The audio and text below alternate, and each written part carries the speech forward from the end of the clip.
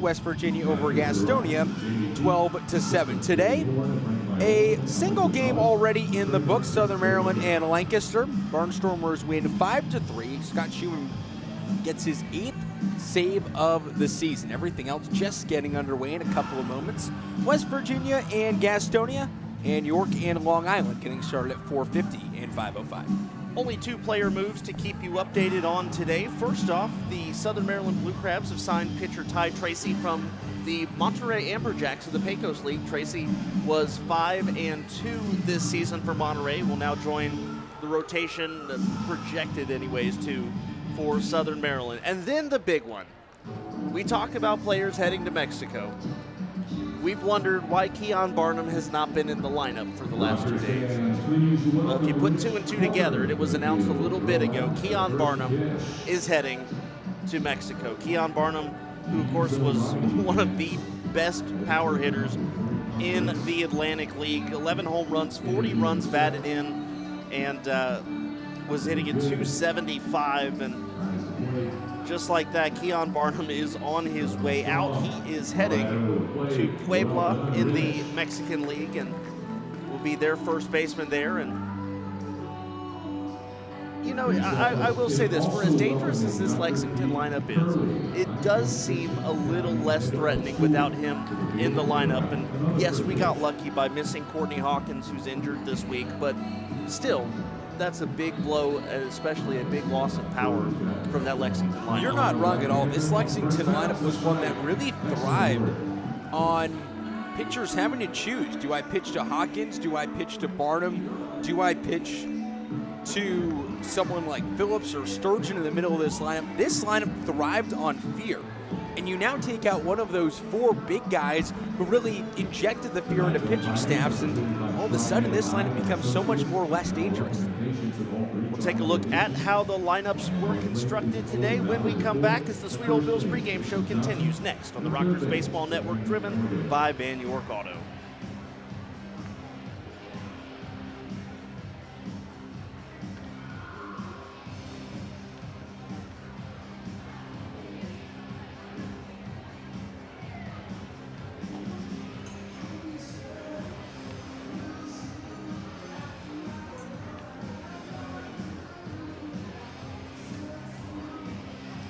Tonight's lineup card exchange is presented by the UBS Store, the official printing partner for the High Point Rockers.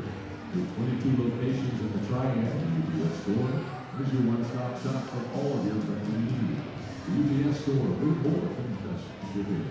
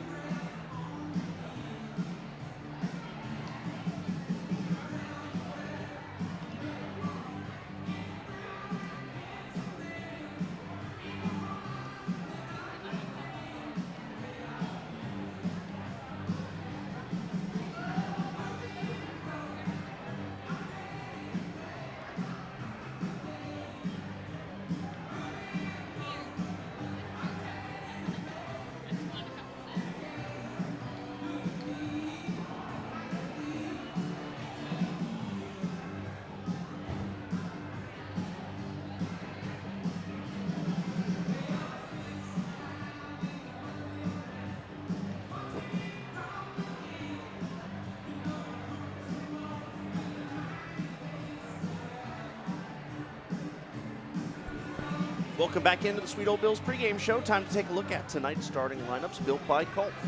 First off, for the visiting Lexington Legends, leading off in center field is Cole Sturgeon. Brandon Phillips, the second baseman, will bat in the number 2 spot. DJ Peterson at third base will hit third. Jordan Pacheco at first base will bat cleanup. Roberto Baldacchini, the shortstop, hits fifth. Ben Aklinski, the left fielder, will bat in the 6th spot. Jake Romanski, the catcher, will bat 7th. Omar Artson, the designated hitter, hits 8th. And Tillman Pugh in right field will bat 9th.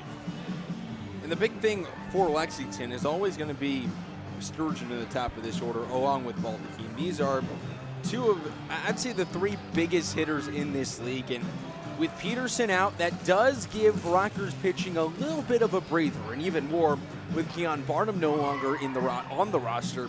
But still, those two guys together really create a lot of problems for opposing staffs. I'm going to go with the man at the bottom of the lineup, Tillman Pugh. You will not see very often that the number 9 hitter in the lineup leads the team in RBIs, but with Barnum's 40 RBIs gone to Mexico, Tillman Pugh is now the active leader at 39. So he's the guy that I want to watch today. He's the only Lexington legend to record multiple hits off of Bryce Hensley yesterday.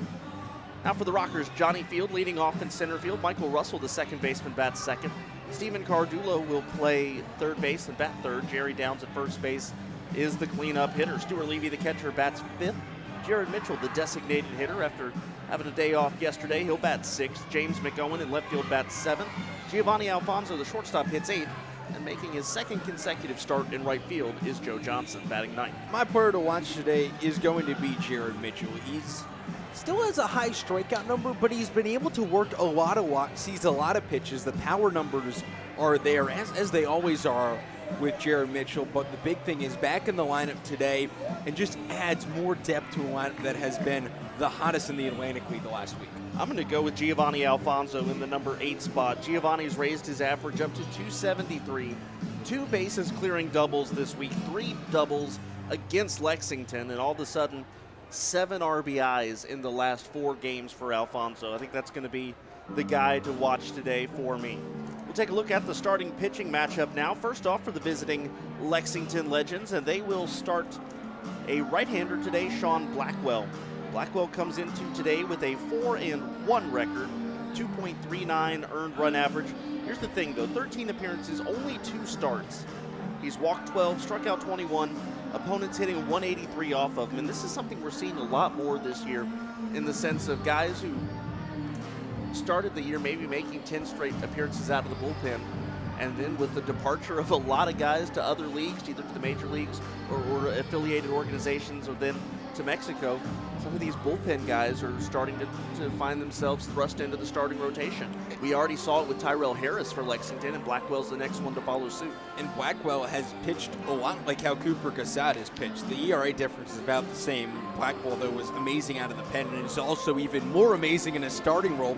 1.54 the ERA as a starter, and he can give you depth. He's thrown 100 pitches in each of his last 2 starts.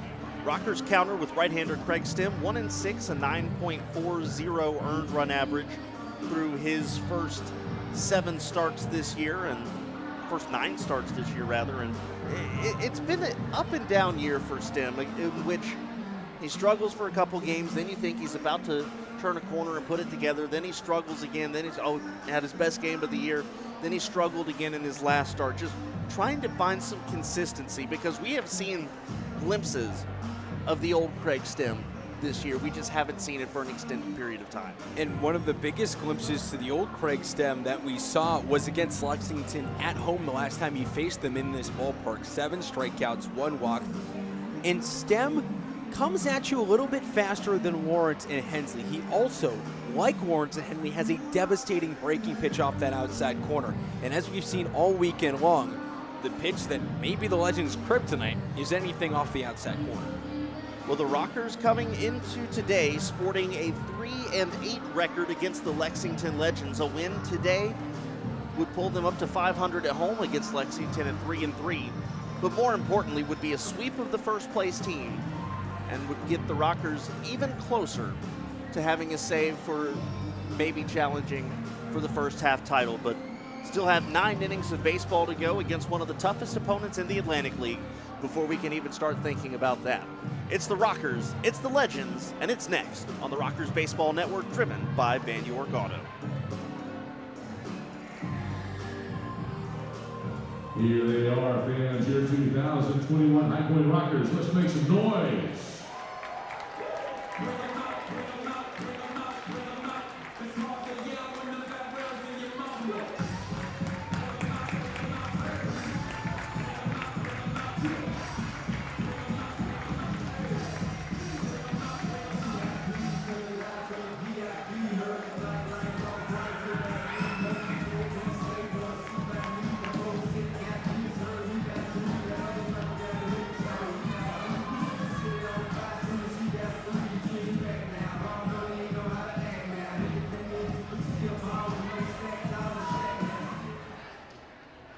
Fans, please stand and remove your hat during our national anthem performed tonight by Blues Park Road. Oh, say, can you see by the dawn's early light what so proudly we hailed at the twilight's last gleaming, whose broad stripes and bright stars through the perilous fight o'er the ramparts we watched were so gallantly streaming, and the rocket's red glare, the bombs bursting in air, gave proof through the night that our flag was still there. Oh, say does that star-spangled banner yet wave o'er the land of the free and the home of the brave?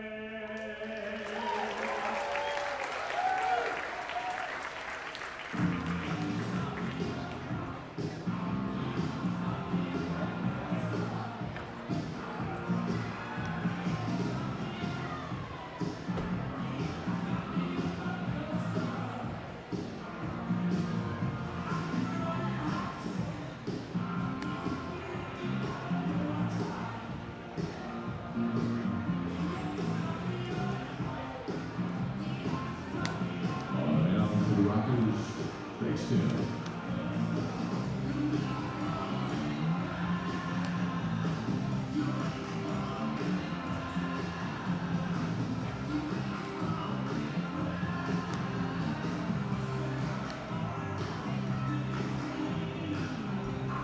Well, it's not very often a mid-July summer game has a must-win feel to it, but tonight certainly does, as the High Point Rockers look to sweep the first-place Lexington Legends and keep their chances of a miraculous charge for a first-half playoff spot alive this afternoon. Hello, everyone. Kendrick Fruits along with Javik Blake from Truist Point as we get set for Rockers and Legends on a Sunday evening. And for Lexington, again, the lineup: Sturgeon, Phillips, Peterson, Pacheco, Baldachin, Aklinsky, Romansky, Artson, and Pugh. Is Craig Stem about ready to toss the first pitch of the game? And Javik, for Craig Stem, what is the key for facing this Lexington lineup today? The key for facing this Lexington lineup is it's a righty-heavy lineup. The only lefty is Sturgeon to lead things off.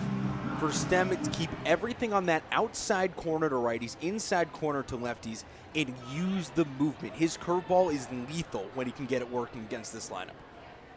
Rockers looking for a sweep, and Stem tries to get it started. First pitch swung on, hit deep into right field. Going back is Joe Johnson. It's off the wall. Sturgeon racing into second base, so one pitch, and all of a sudden, just like that, the Legends have a man in scoring position. Now batting second baseman Brandon Phillips. Let's get you the defensive alignment today for the Rockers. James McOwen in left, Johnny Field in center, Joe Johnson in right. Around the infield, third to first, Stephen Cardullo, Giovanni Alfonso, Michael Russell, Jerry Downs, and Stuart Levy behind home plate. Brandon Phillips steps in, was 0 for 3 yesterday, batting .275 on the year, 3 home runs, and 14 batted in.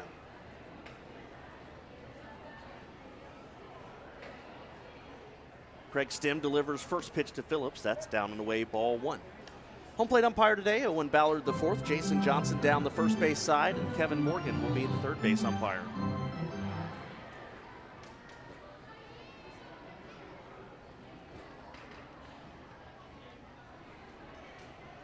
The 1-0, swing and a miss, got Phillips aggressively on that off-speed pitch that was down below the zone, in the count 1-1. First pitch time today, 5:03 p.m. Weather 83 degrees, partly cloudy, wind out to center, 8 miles an hour. Stem delivers 1-1. This hit weakly on the ground towards second, but it's Jerry Downs, the first baseman, who cuts it off, flips underhand to Craig Stem, out number 1. Sturgeon heads to third, and we'll go ahead and set the Rockers defense. Oh, you already did that, didn't you? Sorry. McGowan, Field, Johnson, left to right in the outfield. Around the infield, Cardullo, Alfonso, Russell, and Downs. And Stuart Levy behind home plate. A lot of balls in play early, which is a good thing for Stem. He doesn't need to put away guys at a ridiculous rate. He can pitch to contact as long as he kind of finds the gaps and finds the deep part of the ballpark, keeps it in. First pitch to Peterson, down low, ball one. And we saw Hensley was able to do that yesterday, but he was able to do it. And I think what made him the most successful was the fact that he did it early on in the at-bats. He didn't have a lot of 7, 8, 9 pitch at-bats. The 1-0. Off-speed pitch, that stays just away. 2 balls, no strikes.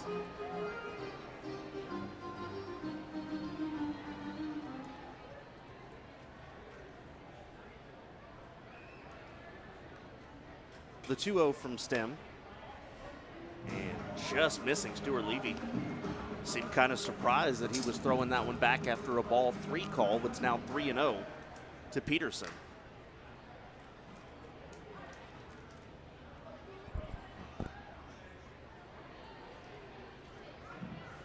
The 3-0, and that stays up, ball 4.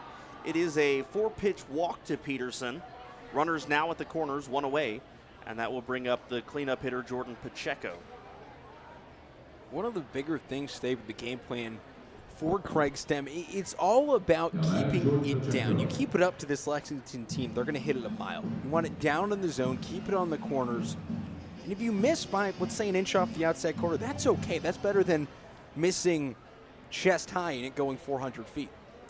Stem comes set, ready to deliver first pitch to the former Colorado Rocky, who fouls it off. And the count 0-1. Rockers going with the white pants today, the blue jerseys. High point in red cursive across the front with the gold trim. Gold numbering on the back with the word Rockers across the back nameplate. Lexington, as they have all series, going with the gray pants, the blue vest jerseys with the green sleeves, the letters LEX across the front, and green numbers on the back. Swing and a miss there from Pacheco, and the count quickly 0-2. And that's probably been the best pitch from Craig Stem. Just a slider that kind of just falls off the outside corner.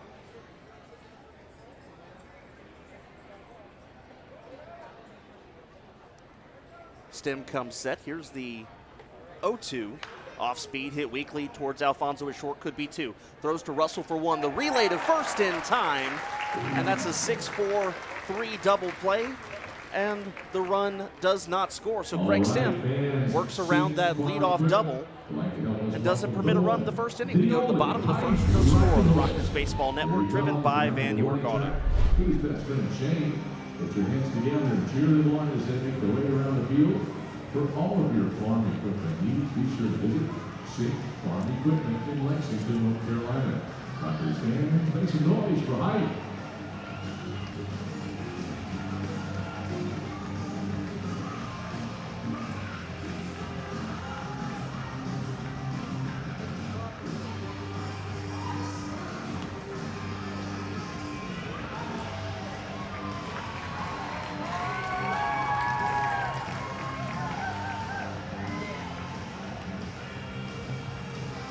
Nestled in the center of downtown Highway, the Palace Club overlooks the deck of Gulf River to a point with an ever-growing skyline as its backdrop.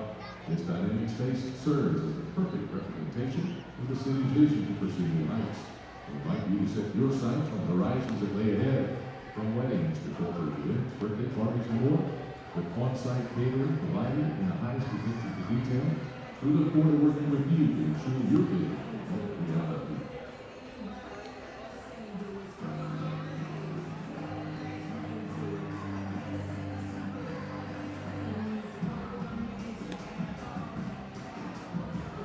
Bottom of the first inning, the Rockers line up again. Field, Russell, Cardullo, Downs, Levy, Mitchell, McOwen, Alfonso, and Johnson. They'll be facing right-handed pitcher Sean Blackwell for Lexington. Blackwell 4-1, 2.39 ERA. This is his 14th appearance, but just his 3rd start. 26 innings pitched, 2 walks. Check that, 12 walks, 21 strikeouts. Opponents hitting 183 off of him. And when you look at the 183 number against him and then look at that he has 21 strikeouts in 26 innings, he's not a huge strikeout pitcher. He does get a good amount of them, but he's a guy that really limits contact, which usually means go to location, good off speed. Johnny Field steps in, was 1 for 4 with a triple and a couple batted in yesterday. He's hitting .284, 3 home runs, and 14 driven in. He's been with the Rockers just about a month now as he swings and cranks this one foul. It hit the light pole out there in left field, made a dull thunk as it hit the light pole. It really has almost been a month that he's been here. This is game number 19 for him. Just under a month for him, just over a month for Cardullo and Jerry Downs. That pitch inside, the count 1-1. Oh, I just realized this driving into the ballpark today. This is the end of a 20 games in 20-day stretch for the Rockers. A couple of double headers thrown in there. The 1-1, that's inside, and the count 2-1. They played 13 in a row, had an off day, and then 7 games at home. They will be certainly glad about tomorrow being an off day. They're traveling up to Lancaster. The 2-1 to Field is up and in 3-1. 3 games in Lancaster, 3 games at Southern Maryland, and then a little closer to home with a couple of games at Gastonia. Well, in their last off day, last Monday, was not really a true off day. They didn't get back from Lexington until about 4 or 5 a.m. in the morning. The 3-1 to Field. Swings, hits a hot shot into left field for a leadoff base hit.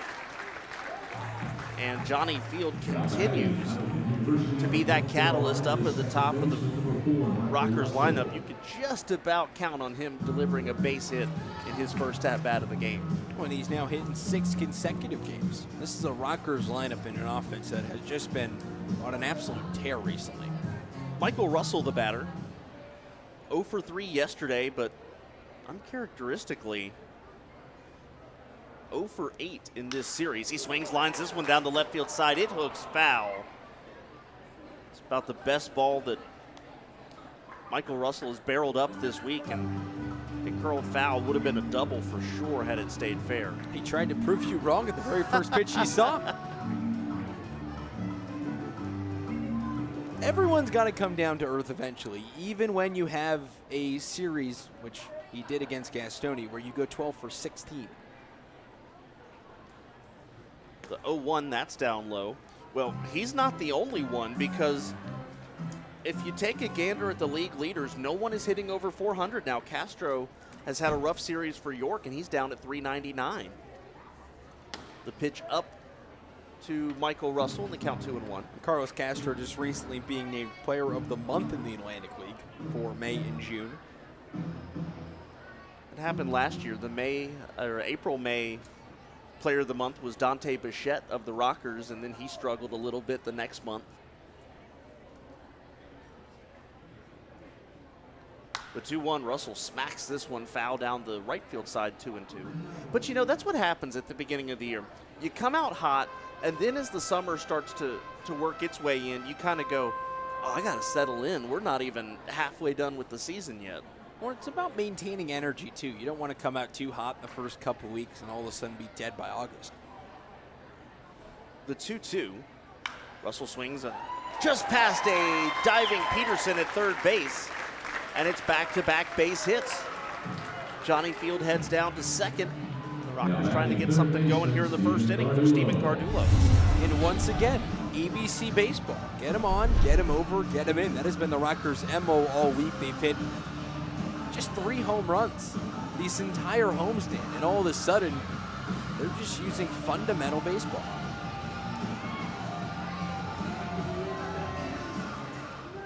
This is a team that does not bunt much, in a league that does not bunt much. Rockers have only executed 3 sacrifice bunts all year. You wouldn't expect Cardullo to do one now, as he is one of the most productive hitters in this lineup. He takes ball 1 down. The only player who has bunted on this entire team is Giovanni Alfonso, and he did so yesterday for a base hit. Lexington has only executed 4 sacrifice bunts. The 1-0, Cardullo takes a strike, and the count 1-1. That's something that has kind of gone away in baseball as times have changed, as offensive game plans have changed. It's a lot more focused on sacrifice flies, getting balls into the gap, and the bunch is not used as much. Only people that are really called on to bunt much anymore, though Cardullo shows bunt now and fouls it off, count 1 and 2. If he got that down, guaranteed single. DJ Peterson is playing normal depth because Steven Cardullo is 6 feet, 215 pounds, a former major league power hitter. Not exactly someone you expect to drop a ball down the third base line. I was going to say the only people really expected to lay down a bunt now are National League pitchers, but And Darian Sanford. And Darian Sanford, yep. 1 ball and 2 strikes now to Cardullo. Blackwell gets the sign. He works from the third base side of the rubber. And here's the 1-2. Curveball swung on, hit into right field, fading quickly. That ball, though, is going to be caught by the right fielder, Tillman Pugh. And that is out number 1. Before I ask, let me make sure. We have not set the Lexington defense yet, correct? Lexington defense for today. Ben Aklinski in left, Cole Sturgeon in center, Tillman Pugh man's right field. Around the infield from third to first, DJ Peterson, Roberto Baldacchini, Brandon Phillips, and Jordan Pacheco. Jake Romanski behind home plate. Jerry Downs, the hitter, 1 for 3 yesterday with a solo home run. He's hitting .320 with 8 home runs and 23 batted in. His 8 home runs, second most on the team, trailing only Jared Mitchell. Runners on first and second with 1 out. Big swing and a miss from Jerry Downs there, 0-1. Well, that was a challenging pitch from Sean Blackwell. He just put it on a platter high and middle and just challenged him to go after it. I was wondering if Downs was more surprised that he was going to see that pitch more than anything. I don't think Jerry Downs expects to get many pitches up in the zone anymore. The 0-1. There's a fastball down and away, count 1-1. Because that is a very fine line to walk. He connects, that's off the scoreboard. He misses, it's strike 1. Field takes his lead off of second. Russell takes his lead off of first. Blackwell gets the sign from Romanski, and here's the pitch. Swung on, hit foul down the third base side, racing over is Peterson, and it will drop into the bullpen for Lexington. And the count now 1-2. Peterson and left fielder Ben Aklinski gave it a good effort, but that ball just too far out of reach.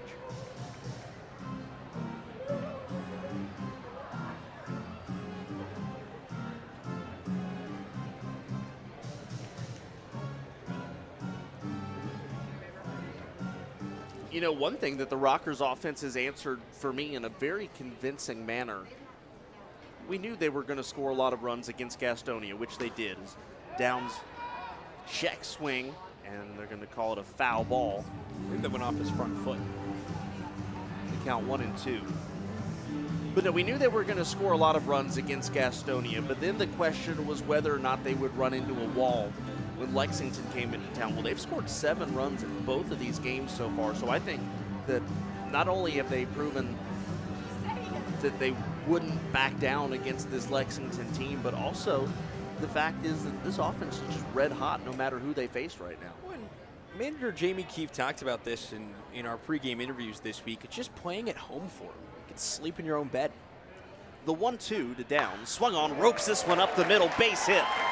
Jamie Keefe is sending field around. He will score easily. Russell heads into third, and it's an RBI base hit for Jerry Downs, and the Rockers grab a 1-0 lead in the first. Now batting the catcher, Stuart Levy. Field scored from second. Jerry Downs now his 24th run batted in. And the Rockers have an opportunity for more as Stuart Levy comes up now. 1 for 2 yesterday. Has raised his average up now to 276 with 6 home runs, 24 batted in.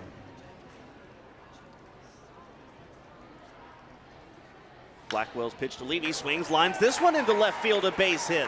Russell trots home and Downs moves up. And Stuart Levy's 25th RBI of the year gives the Rockers a 2-0 lead.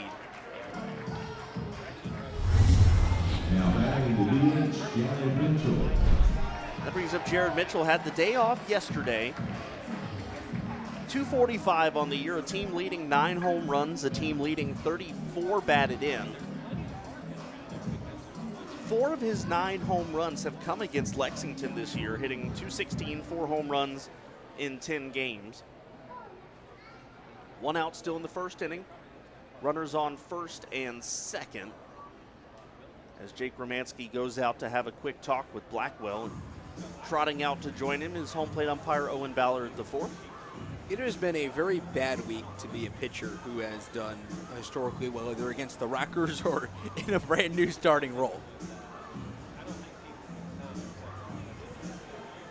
We saw Tyrell Harris get roughed up a little bit. We saw William Kerwin struggle against the Rockers in that Gastonia series.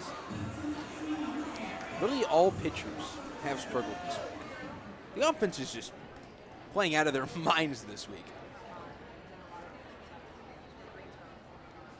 First pitch to Mitchell, that misses away, ball 1. Yeah, the only pitchers who haven't really struggled are the ones wearing the High Point uniforms. Even J.J. Hoover struggled.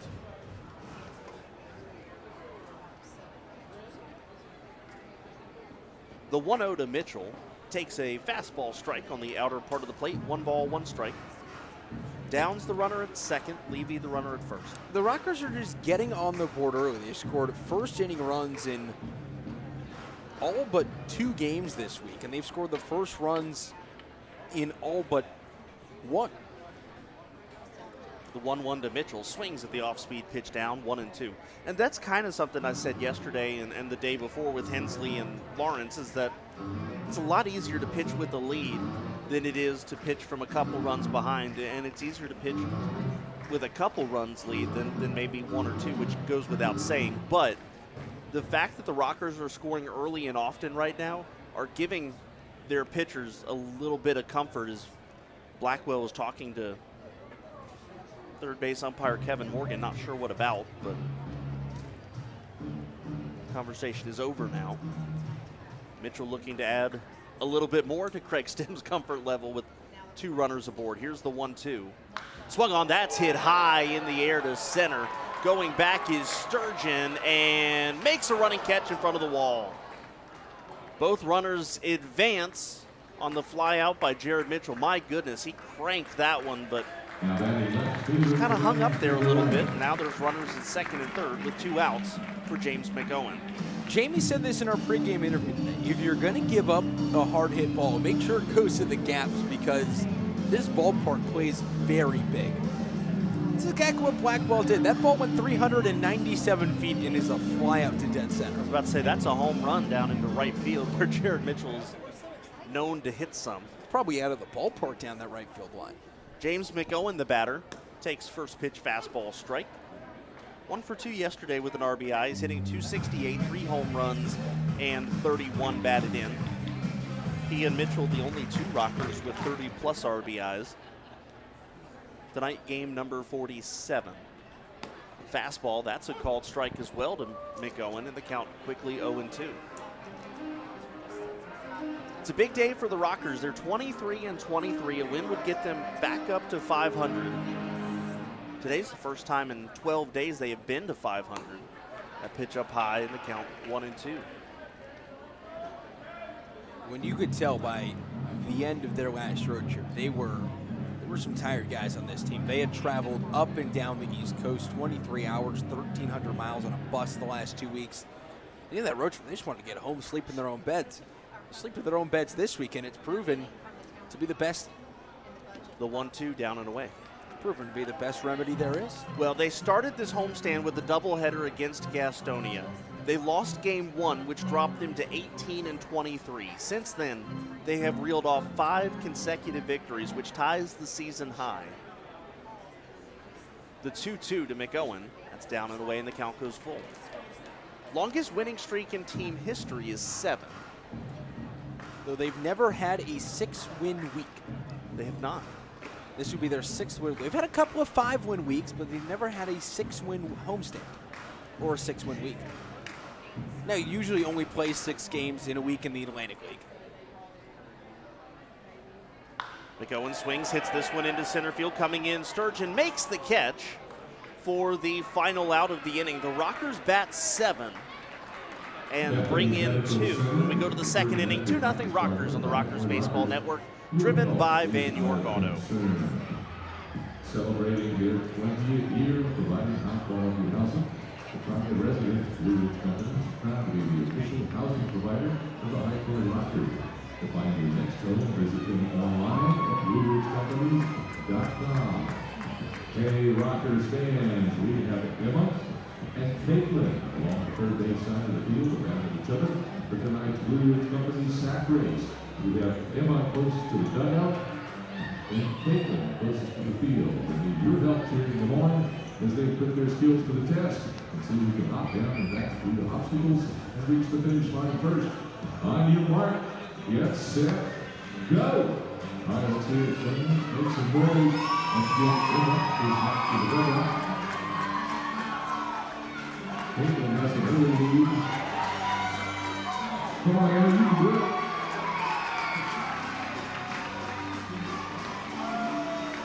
And we can make it. And finish.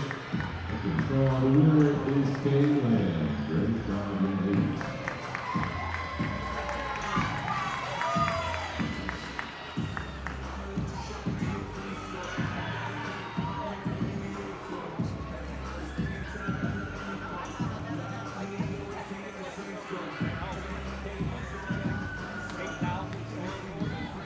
Top of the second inning, Rockers lead 2-0 against the Lexington Legends, and Craig Stem will deal with 5, 6, and 7. That's Baldachin, Aklinski, and Romanski. And he gave up a leadoff double to Cole Sturgeon in the first inning, but really settled in nicely after that. And now a couple runs lead in his favor, and we'll see if he continues to settle in and looks more at ease on the mound.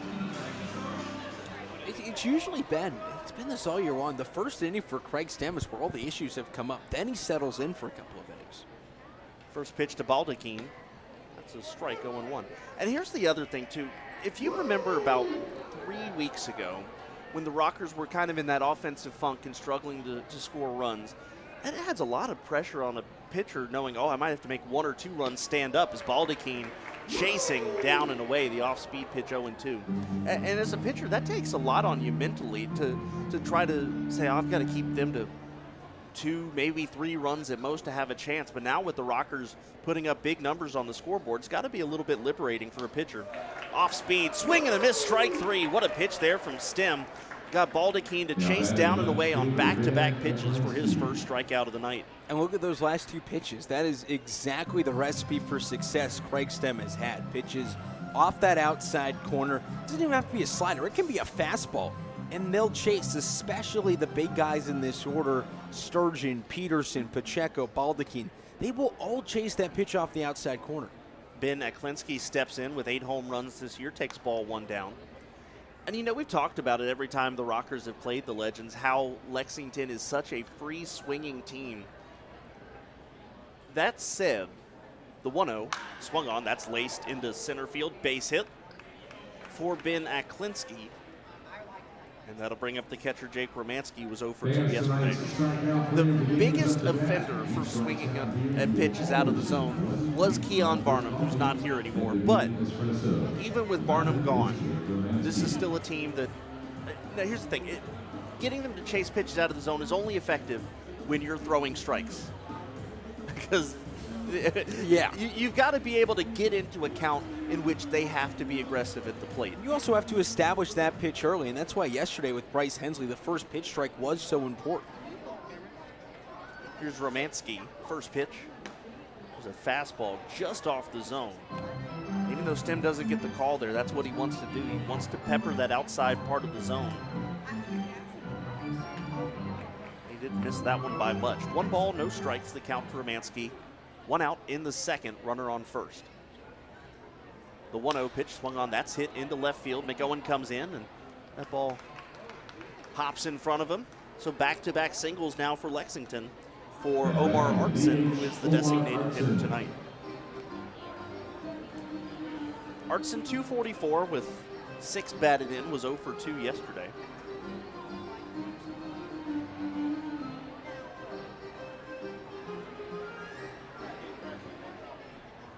One of the most impressive things about the game yesterday is the fact that a lot of these guys in the bottom of the lineup for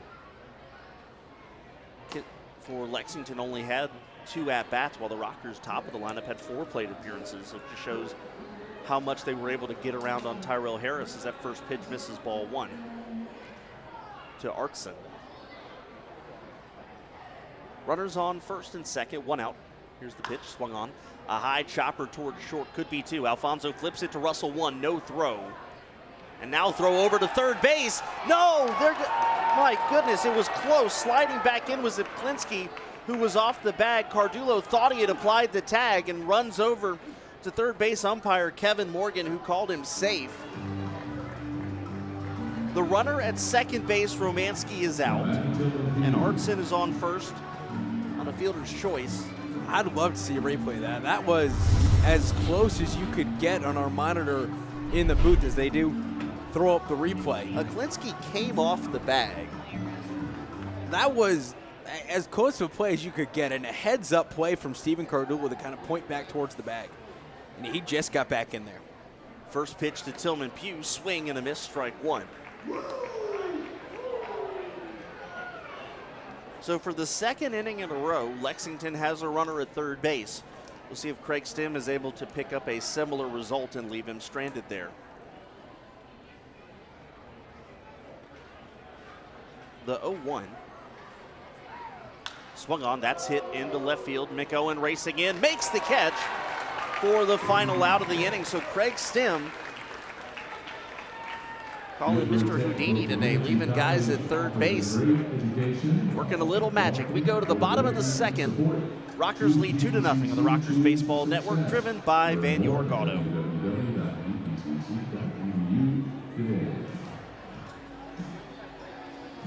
Don't forget that after today's game, children 13 and under can run the bases. Once the game ends, those young kids who wish to run the bases and those who want to watch their children and fun run the bases can line up behind section 115.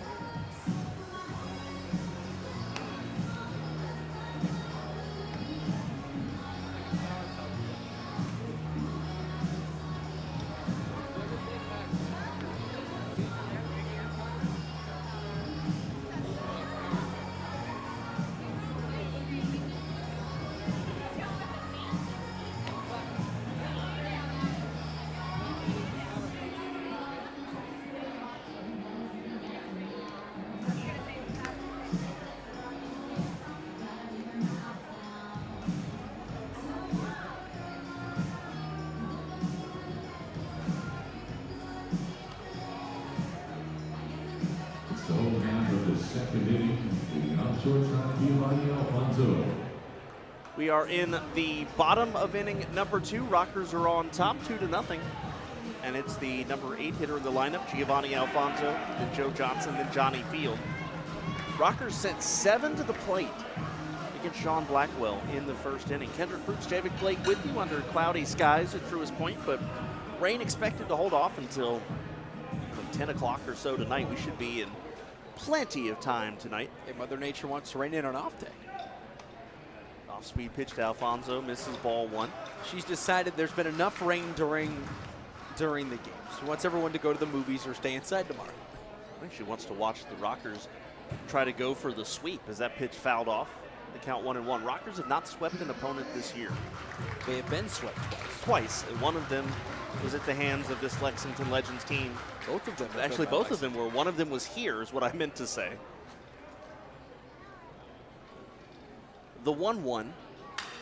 Weakly hit off the end of the bat. Might have broke it. Hit on the ground to first. Picking it up as Pacheco flips it to Blackwell for out number 1. Brings up Joe Johnson, hitting an even 200 this year.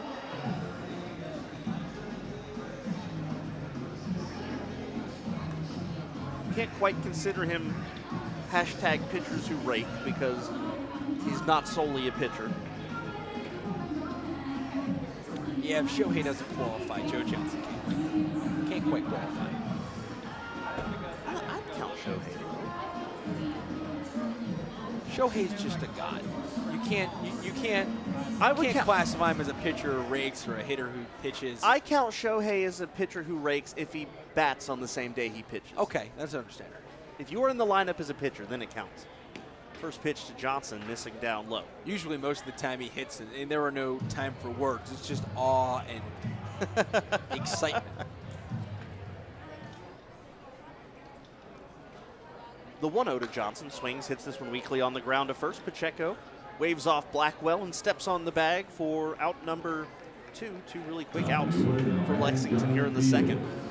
Time for Wake Forest Baptist Health Injury Report. Randy Norris continues to be on the injured list with his hamstring issue, but we have heard that the recovery is progressing quite nicely, and I said Randy's doing pretty good. We've seen him the last couple days taking some ground balls in the infield. I saw him play some shortstop today. Brings up Johnny Field, singled rather, and scored his first time.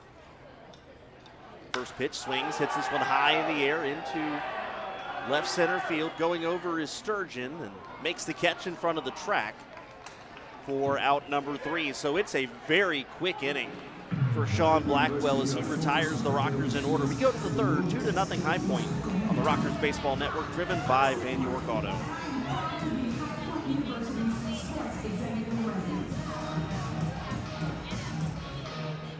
All right, Rockers fans, it's time to dance. Show us your skills and follow along with Stars, Elite, and Center on the dugout.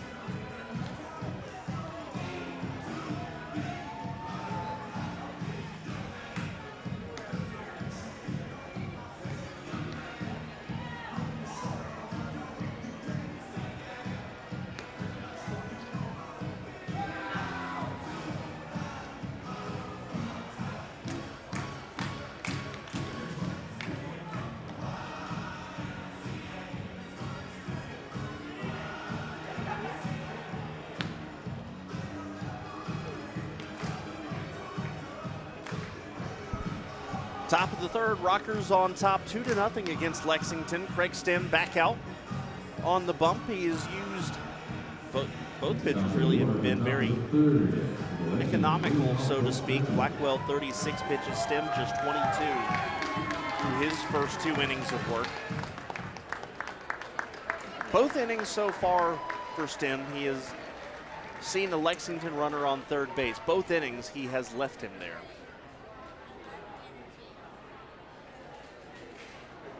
Face the top of the lineup, Sturgeon, Phillips, Peterson. Sturgeon doubled on the first pitch of the game. This time takes inside ball 1.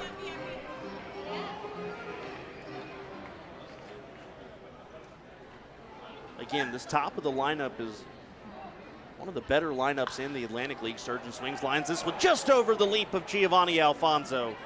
And that's a base hit for Sturgeon here in the third. Well, it took him 1 pitch to get on base his first time, up 2 pitches here the second time. Here's Brandon Phillips, who bounced out to first. So he's swung at 67% of pitches he's seen. He's also collected a hit on 67%. So that's a good ratio. If they ever did batting average by hits over pitches seen, do pretty well. I also feel like league averages would tank incredibly. Oh, without a doubt. Here's Brandon Phillips. Pitch down and away, ball 1. You thought the year of the pitcher was bad with Bob Gibson's unbelievable ERA when they ended up lowering the mound. No one hit 300 that year. The league leader was, what, 299 in the American League? In the American League, yeah. I think someone hit like 302 or something in the National League, just barely. That one fouled off. The count 1-1. I don't know if we'd see anyone hit over 200.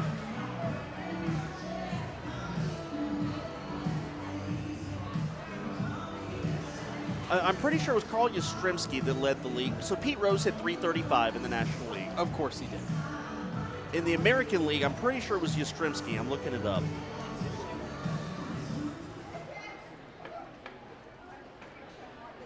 Yastrzemski did. This pitch is fouled off. At 3:01, Carl Yastrzemski hit 3:01 to lead the American League.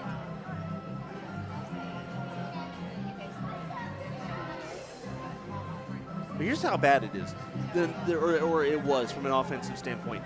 The 10th ranked average that year was Frank Howard of the Washington Senators, who hit 274.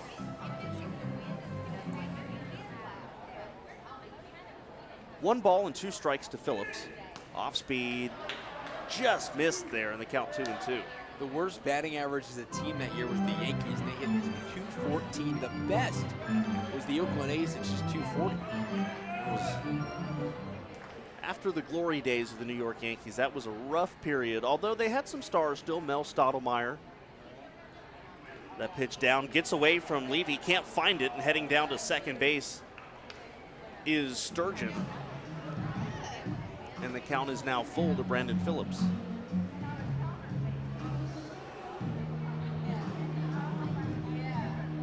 For a while, the Yankees had guys like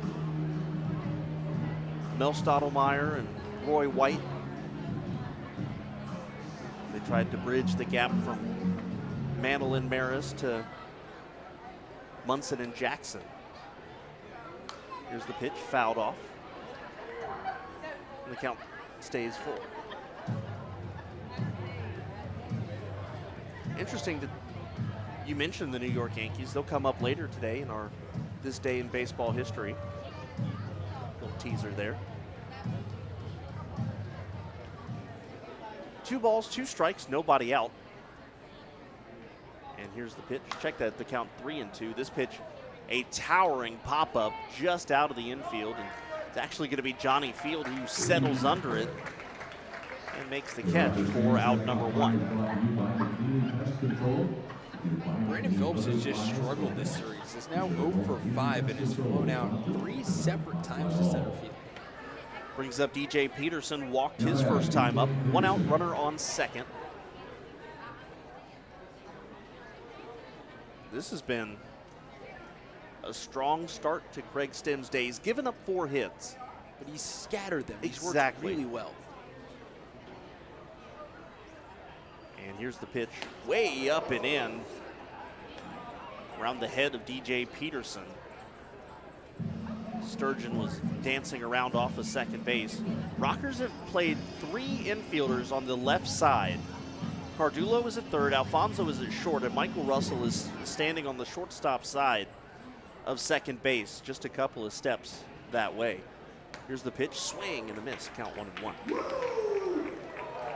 It's often that you see a guy shifted for a left-handed hitter. You don't normally see this shift for right-handers. Yeah, I was going to say, I don't think I've ever seen a shift like this before, an overshift on the left side of the infield. I haven't seen it this year, without a doubt. The 1-1, that's down, and the count 2-1. You obviously see the lefty overshift towards right field, but Jerry Dowds, if there is a ball in the infield on the left side, he's got to scamper a long ways to get to first. The other interesting thing is that the outfield is not really shifted. Well, that tells you the scouting report. Ground balls are all to the left side. Fly balls are kind of sprayed around the outfield. The 2-1, that's a fastball in, and the count now 3 balls, 1 strike to Peterson. But it all doesn't matter if he gets walked.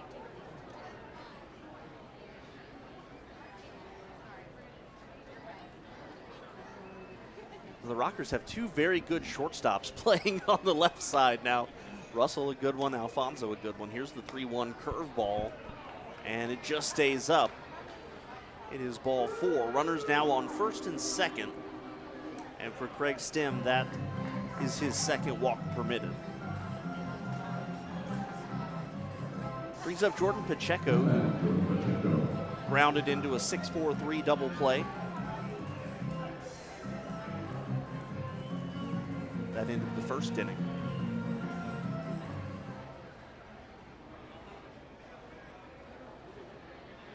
One out in the top of the third. Rockers on top, 2-0. Fastball from Stem. That's a strike at the knees, 0-1. That's an important pitch right there. Get that first pitch strike to Pacheco, and it almost opens up a lot of possibilities because Stem hasn't been able to use those pitches off the plate just because he hasn't been able to establish that first pitch strike in the zone. The one thing about Pacheco, when you talk about some of the legends that swing and miss on pitches out of the zone as he fouls that one off, Pacheco is not one of them. Only 9 strikeouts on the year. Thing is, though, he doesn't necessarily have to be a strikeout. If you get something off the outer half of the plate, he kind of just rolls over on it. That's almost as good as getting a strikeout. And if he rolls on something up the middle, then that's the best possible outcome. Get a double play, turn it, get out of here. Stem comes set, delivers the 0-2. Curveball popped up. It's foul, but it looks playable for third baseman Cardullo. Settles under it, makes the catch, and that's out number 2. Or you can do that. That also works. Brings up Roberto Baldacchini, the shortstop. Struck out his first time up. He remains Craig Stem's only strikeout victim thus far.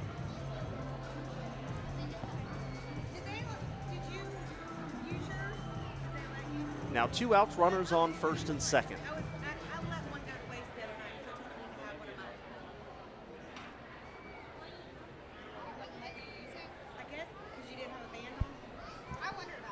Stem delivers first pitch, swing, and just weakly getting a piece of it did Baldacchini. And I mean just got a piece of it as that was fouled off at the plate.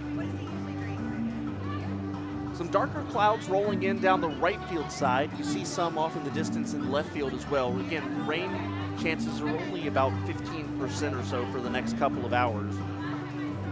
About 3 hours before game time, when some of the Rockers players were taking infield, I did see some lightning off in the distance, but that system moved on fairly quickly. Stem comes set. Here's the 0-1 curveball. That's in there for a strike. And the count 0-2. And now if you're Craig Stem, you've got all sorts of options for what you want to do here. Well, if you're Stem, you kind of want to use that curveball off the outside corner again, or even the slider off the outside corner, because that's how you got Baldacchini the first time. The Rockers righty comes set. And here's the 0-2. Goes with the curve. Swing and a miss. Strike 3. Chasing is Baldacchini. And that is the final out of the inning. So 2 more base runners for Lexington, and neither one comes around to score. We go to the bottom of the third. Rockers lead 2-0 on the Rockers Baseball Network, driven by Van York Auto. We have Gus and Bond taking on our very own Ike. If Gus and Bond can be out from first to third, so we'll be ready on this fight back. Tyler Richards ready. On your mark. Get set. Go. All right, Gus in the red shirt, Bond in the orange, and then the little horse in the blue.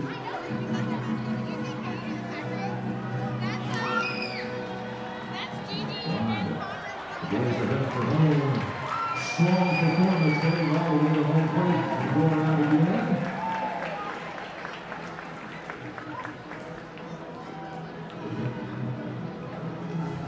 Excellent performance by Gus and Bond.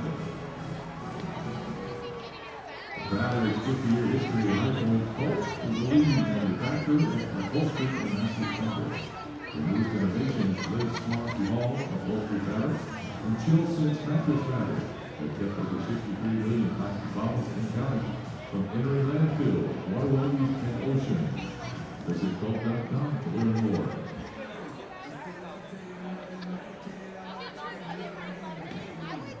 High Point Rockers with Michael Russell, Steven Cardullo, Jerry Downs, the 3 scheduled hitters.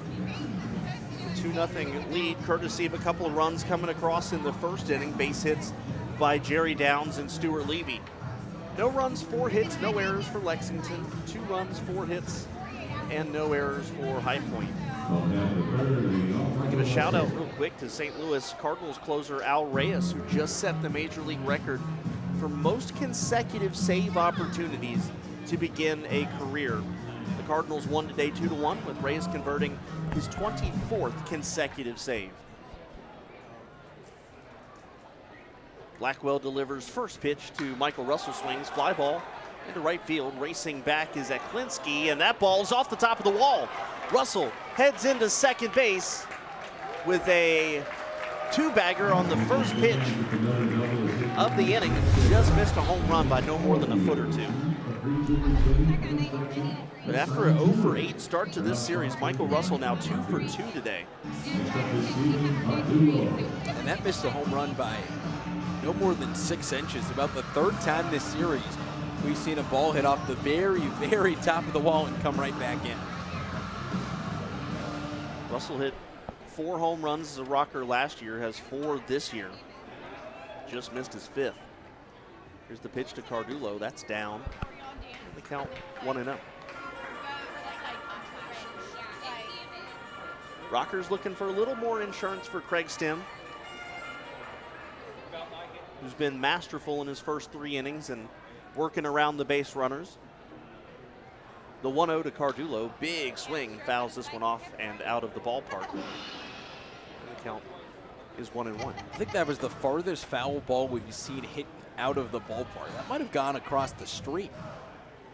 The one that it was either Cardullo or Field to hit back in the first inning that hit the pole out there. Would have been, except for the fact that it ran into said pole. The 1-1, that was way outside, 2-1. Time for an Atlantic League scoreboard update brought to you by J.D. Marr Cruise Planners. One final around the league. Lancaster 5, Southern Maryland 3. Augie Silk the win, Seth Burton the loss, Scott Schumann the save.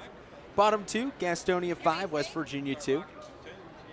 The 2-1 to Cardullo, that's a fastball strike, 2-2. And bottom of the second inning, York 4, Long Island 1. Scott Harkin getting another start in the mound for Long Island. He has been unbelievable this year. He has allowed 1 earned run in 12 innings. Blackwell comes set. Here's the 2-2. Cardullo just pokes this one right over the mound. Could be trouble. Phillips, bare hands, throws to first in time. What a play by the former big league Gold Glover to bare hand that one and get Cardullo by a step. But it's a productive out for Cardullo as Michael Russell heads to third.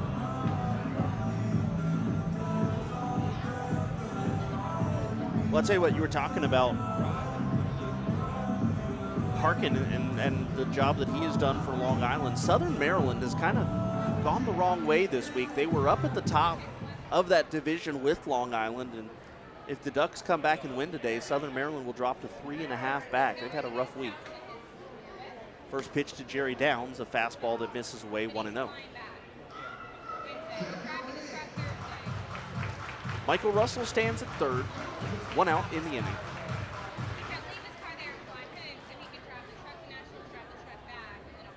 Blackwell comes set and delivers. 1-0 again up high, 2 balls, no strikes.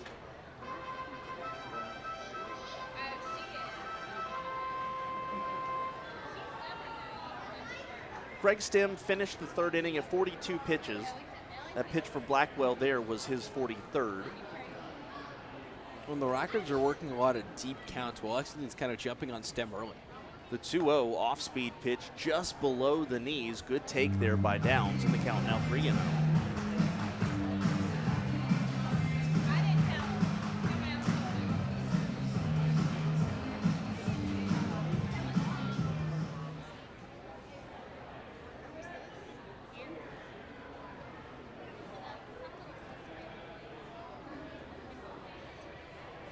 The 3-0 to Downs takes a fastball strike, the count 3-1. Forgive me if this is kind of an odd observation, but with the light breeze and the cloudiness of the sky, it kind of just looks like a fall day for some reason to me. It kind of does. I would agree with that, minus the fall colors. Right. The 3-1, that's down low, and that's a walk to Jerry Downs, and the Rockers have runners at the corners. And maybe also feels like a fall day because these two teams could be seeing each other in the postseason. It's also a little bit cooler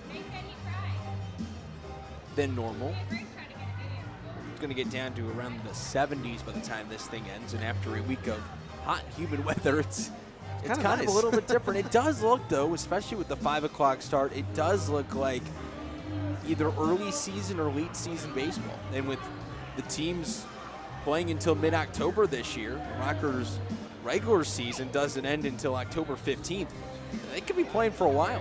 There'll be some fall colors out beyond left field by the time this pennant race really heats up. I was about to say that between the trees out there, we'll probably see the last stages of these flowers that are planted out there in Blessing Park.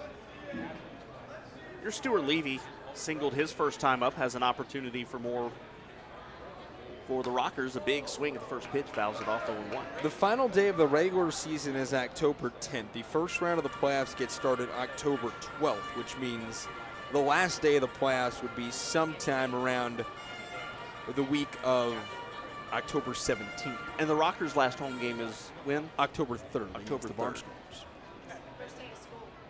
The 0-1. That's down below the knees, 1-1. And actually, an interesting quirk to the schedule. They do not play a divisional opponent at all the last 2 weeks of the season. They play York, Southern Maryland, and Lancaster. That's very odd. You'd think with some potential division races heating up, you would have a division matchup as that pitch just misses outside to Levy, 2-1. Well, it's because they play no one except division opponents all of August and September. They play from August 1st, check that, July 27th to September 26th. They play one series against a team outside of their division, and it's the Long Island Ducks. That pitch down. They also play Lancaster September They 21st. do play Lancaster. So they play 3 series in total, 2 against the Ducks, 1 against Lancaster. But that is a considerable chunk of your schedule against divisional opponents. 3 balls and a strike to Levy. Yeah, that's a very odd schedule setup. I like it. Oh, yeah, it looks good. The 3-1 fouls it off, and the count goes full. And usually, when you start on time, when we start in late April, I think the thought was going to be to have some of the North Division start the year down here, because when the Rockers started their inaugural season up at Lancaster, I think opening day temperature was 52 degrees, 56 degrees, something like that. And I think they want to avoid any chance of winter precipitation and cold temperatures by having the northern team start down here. 50 degrees is winter weather. The 3-2 to Levy pops this one up out of play, and the count stays 3-2.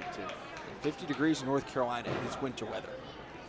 The 2 places you did not want to be last year, up north at the beginning of the year, and Sugarland anytime in July and August. Sugarland in August, I can only imagine. The good thing is they had grass and not turf. Imagine turf in Texas in goodness. August. They'd have to install AC under the turf.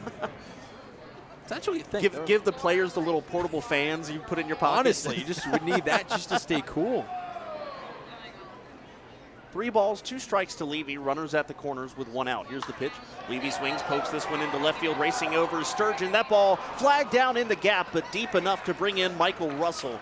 The sacrifice fly from Stuart Levy, and the throw to try to get Downs goes over the head of the first baseman, Jordan Pacheco, and Jerry Downs will head down to second, and they're going to go give him third as well.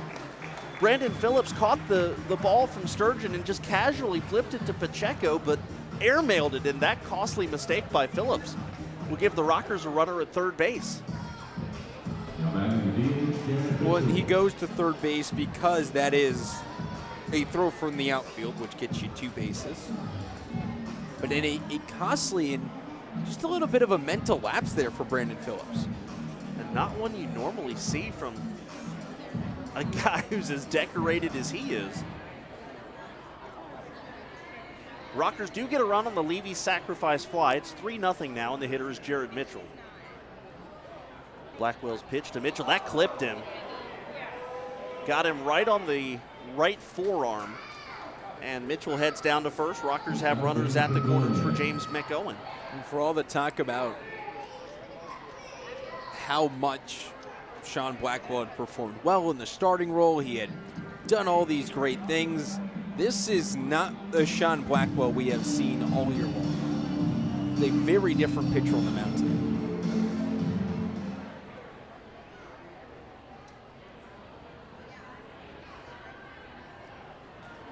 So here is James McOwen. Runners at the corners, 2 outs. Rockers lead 3-0. Fastball, McOwen pops this one up in foul territory. Racing back is Romansky, but that ball will get out of play, and settle in the first row of seats, 0-1. The official ruling on the error for Jerry Downs to third is an error on Cole Sturgeon, so it's a throwing error. Lexington has someone already up. But in it the was pen. Phillips that threw the ball. Just reading off the game score. Yeah, right-hander up in the bullpen. His car was not at your house when we left. Here's the 0-1 to McOwen. Swing, smacks this one into left center field. Downs comes around. He will score. Jared Mitchell trotting over to third. He's not running particularly hard, but he'll get into third base, and it is an RBI two-out double for James McOwen, and the Rockers now lead 4-0. When Jared Mitchell kind of did something to his ankle a couple of days ago, held out yesterday just for rest, but back in the lineup today as a DH. I think more than anything else, he just, final game of a homestand, final day of a break stretch, doesn't want to tweak anything on a ball in the gap.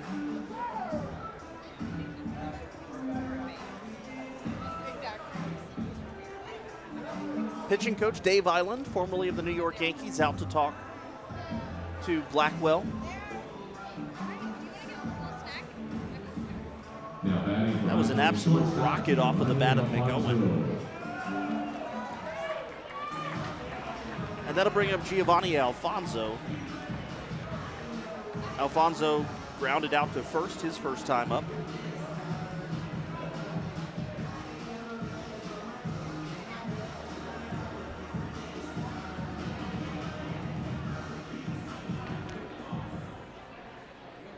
And Blackwell delivers first pitch of this at-bat to Alfonso. Fastball up in the count 1-0. Rockers have already knocked 7 hits today with 2 outs in the third inning.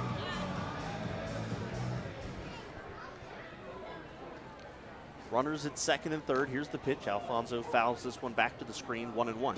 This is the second inning today the Rockers have sent at least 7 to the plate. Alfonso has driven in 7 in his last 4 games. I'd like to make it 9 in his last 5. That would be quite the homestand.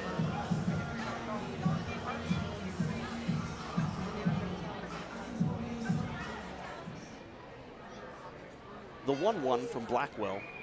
Fastball, Alfonso swings, hits it into left field, base hit. Mitchell trotting home. McOwen speeding in behind the throw to the plate. Romanski tags out is the call at the plate. McOwen is out, but Mitchell scores, and the Rockers get one more, and they take a 5-0 lead to the 4th inning. Javik Blake has your play-by-play when we return on the Rockers Baseball Network, driven by Van York Auto. At the point and watch your favorite Rockers players go against the West Virginia Power, Friday, July 30th through Sunday, August 1st. On Friday, July 30th, we will be hosting YWCA night with a koozie giveaway, the first 1,000 fans, and a special jersey auction. And don't forget about our Rocky fireworks show after the game, where we will be inviting everyone to watch from the field. Then on Saturday, July 31st, we will be giving away a one-of-a-kind Frank Viola bobblehead for the first 1,500 fans who can head to the point, presented by the UBS store. And finally, on Sunday, August 1st, we will be celebrating a very special birthday, our very own Hype. Come out and experience all of the mascot fun as we celebrate our favorite Rocket Horse. All right, fans, put your figs up and get ready to dance to Jimmy Buffett's song Fins. It's been handed upon you by B&H Pool and Patio Shop, celebrating over 50 years of providing high-quality service and all your pool needs in North Carolina.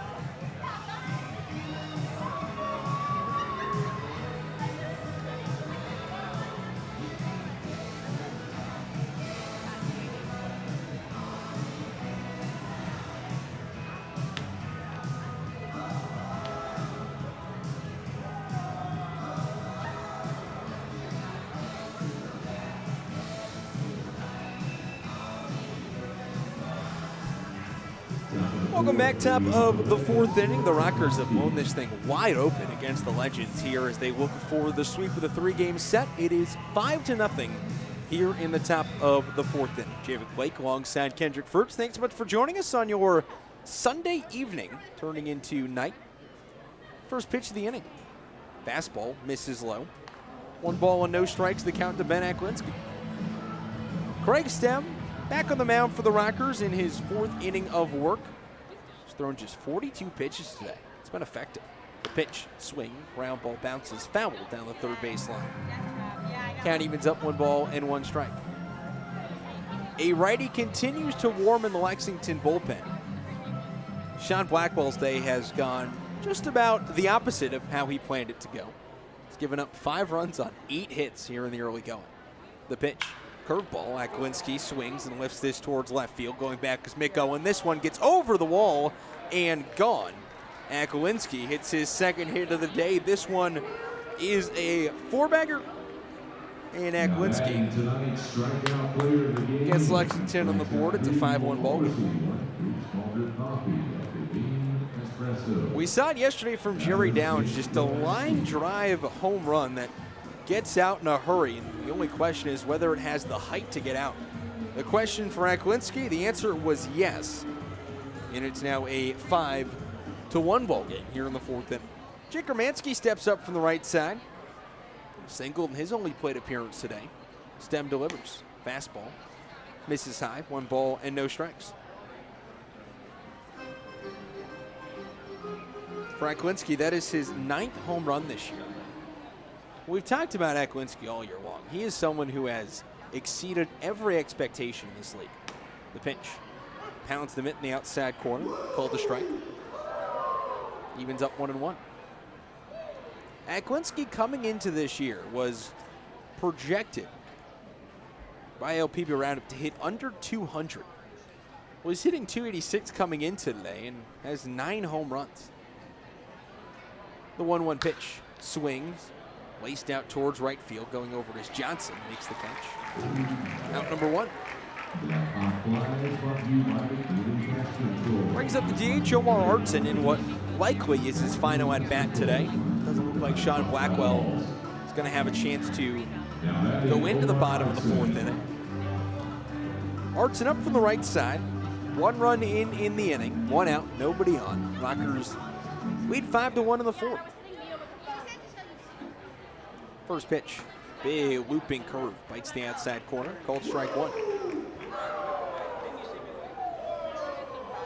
Stem today has used a good mix of pitches between the fastball, sinker, and slider.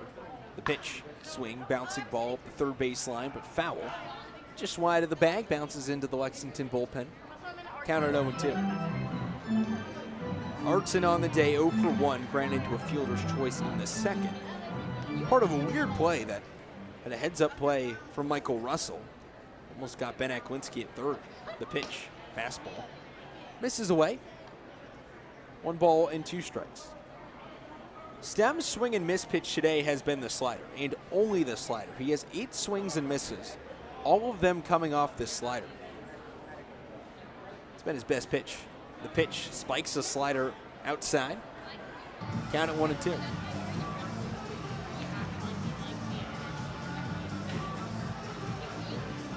And Stem pounding the mitt with the fastball. It's been anywhere from 92 to 94 miles an hour. The slider at about 78, and the sinker at 89.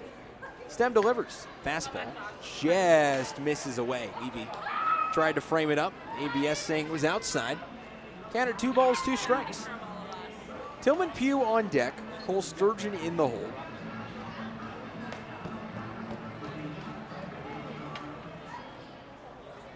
The righty kicks and fires. Slider misses away, ball 4. And check that, it was a 3-2 count. Couple of balls gets Artson on. Scoreboard at 2-2, a little bit of a fake out. Brings up Tillman Pugh. He's 0 for 1 today. Flew out to left, back in the 2nd inning.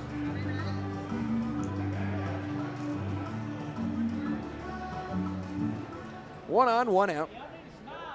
Rockers up 4-1. The pitch, swing and a miss. Fastball outside corner. 0-1.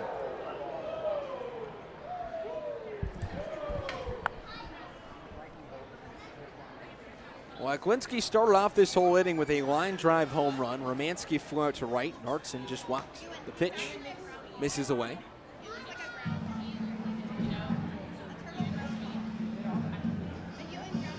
Count at 1 ball and 1 strike.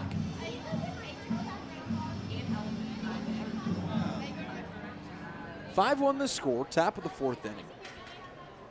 Stem checks first, now comes home.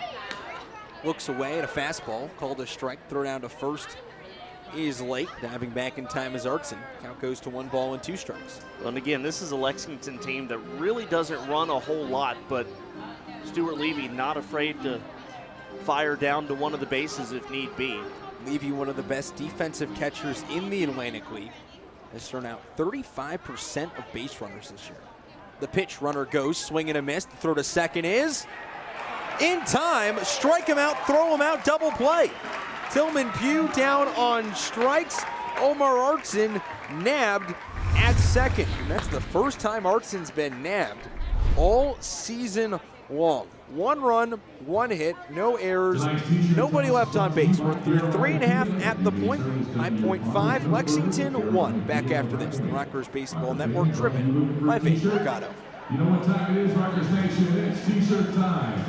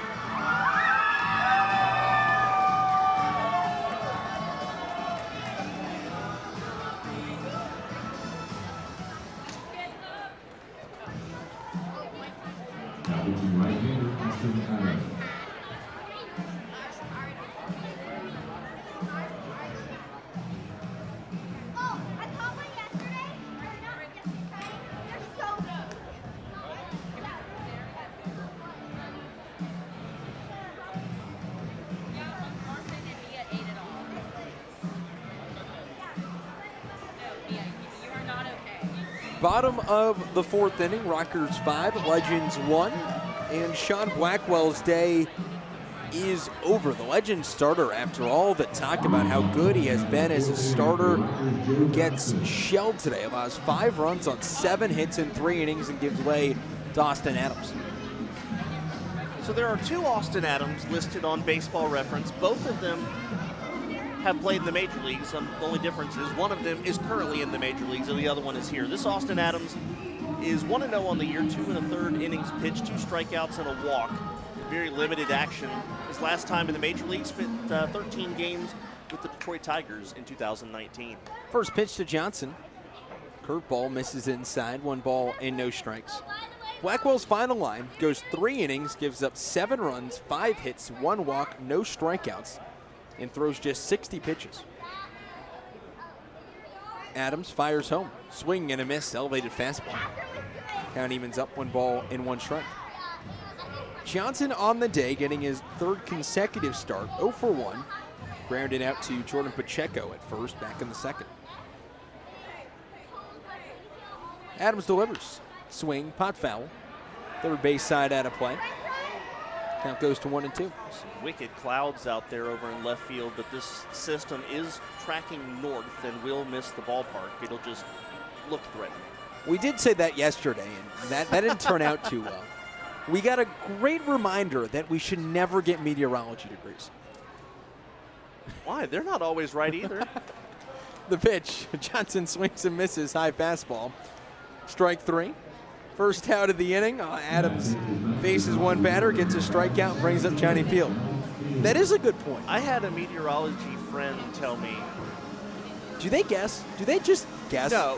Okay. They make their best educated guesses based on what they have, okay, the stuff they have. But I had a meteorologist friend tell me, why wouldn't you take a job where you can be wrong 40% of the time and still get paid?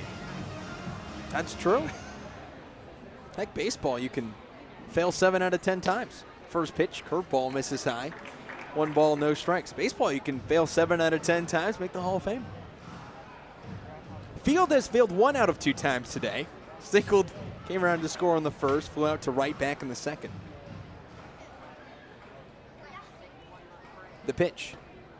Takes the pitch outside. Light check swing, they check to first.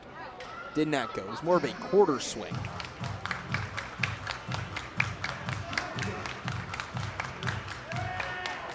Count the field at 2 balls and no strikes. Former AL Central matchup right here. Field, the former Twin. The pitch. Fastball misses high from the former Tiger. Count at 3-0.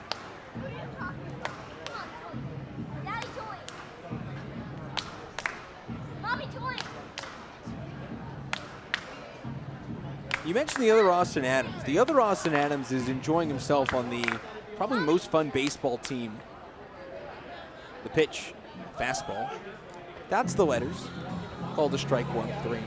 The other Austin Adams is enjoying himself. Currently pitching with the San Diego Padres out of their bullpen. Now, Adams and Field never faced each other in the major leagues. They were off by a year. The pitch, swing and a miss, elevated fastball. Count goes to 3-2.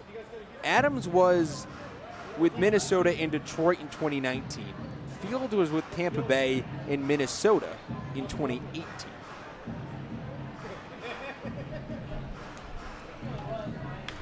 Adams is 34 years old from Montgomery, Alabama. Kicks and fires. Swing laced out towards right field. Pugh going over towards the line and just hooking foul. Count stays 3-2. Well, and there's really another chapter to this as well, and that's the fact that Austin Adams started his big league career with the Cleveland Indians, so he was in 3 of the 4 teams in the AL Central. But in 2018, when Johnny Field was in the AL Central, Austin Adams played for the Sugar Land Skeeters in the Atlantic League. They're just following each other around.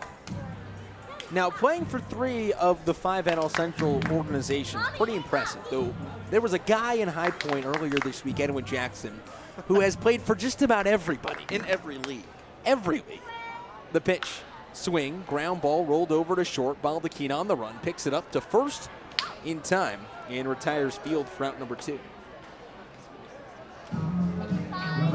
It's as if Jackson and Bartolo Colon had a competition to see who could play for the most teams. Edwin Jackson won, at least major league teams. Brings up Michael Russell, who's 2 for 2. 2 outs here in the 4th inning. Nobody on. Rockers lead 5-1. Bartolo now, if you add Mexican, Dominican, he gets up there. Go grab Matty. Adams is retired. The first 2 hitters he's faced today. The pitch. Way inside, backs up Russell off the plate. 1 ball, no strikes. But to my knowledge, Bartolo was never an Olympian, which is something that Edwin Jackson will get to add to his resume in a few weeks. That is very true. Bartolo hurt a little bit. Olympic baseball is not something that's happened every Olympics. The pitch. Swing, ground ball back up the middle, but Brandon Phillips picks it up on 2 hops, throws to first, and retires Russell to end the inning. For the first time today, check that, the second time today, the Rockers set down in order. They've got runs, 1-2-3, runs, 1-2-3. This is one of the 1-2-3 innings. They lead 5-1. After 4, we head to the top of the 5th inning. Top of the order up for Lexington when we return to the Rockers Baseball Network, driven by Van York.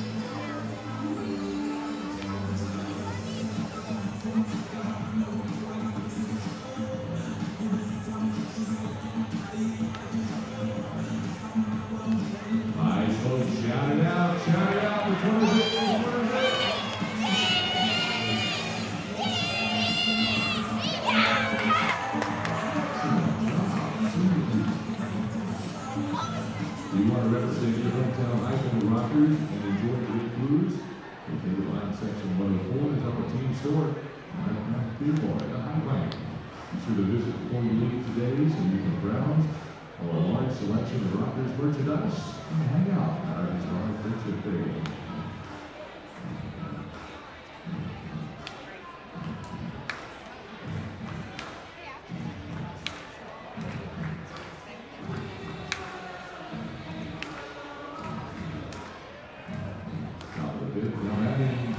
Top of the 5th inning, Cole Sturgeon, Brandon Phillips, DJ Peterson, the 3 men due up against Craig Stem. Rockers lead by a score of 5-1. Javik Blake alongside Kendrick Fruits. Thanks so much for joining us on a Sunday evening. Some gray clouds overhead.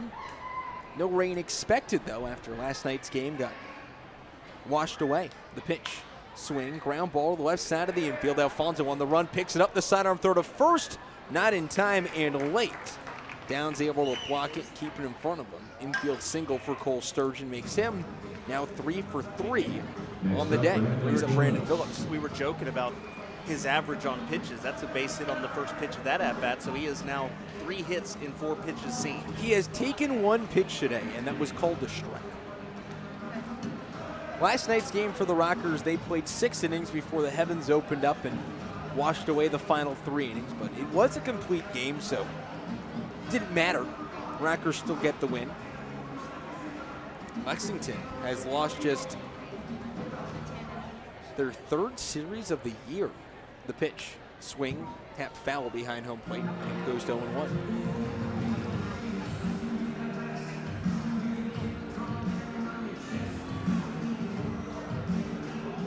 There is a left-hander up in the bullpen. The only lefty that should be, or that could be, is former big league starter Christian Friedrich. Friedrich was supposed to be the starter on Saturday. Pitch, swing, fly ball at Alfonso, makes the catch, the throw to first, not in time, and bounces off of a couple of different bodies and rolls all the way down to home plate and Stuart Lee. Well, the line out for gets Phillips. That's out number 1, but Cole Sturgeon at first base. I think it hit off right the top of his kneecap. That's the body it hit first. Hit off down second, but first it hit Sturgeon. And Giovanni Alfonso does not throw the ball lightly. Now both of them are at first base, commiserating in agony. Well, if anybody knows something about getting hit by a baseball, it's Jerry Downs, of course.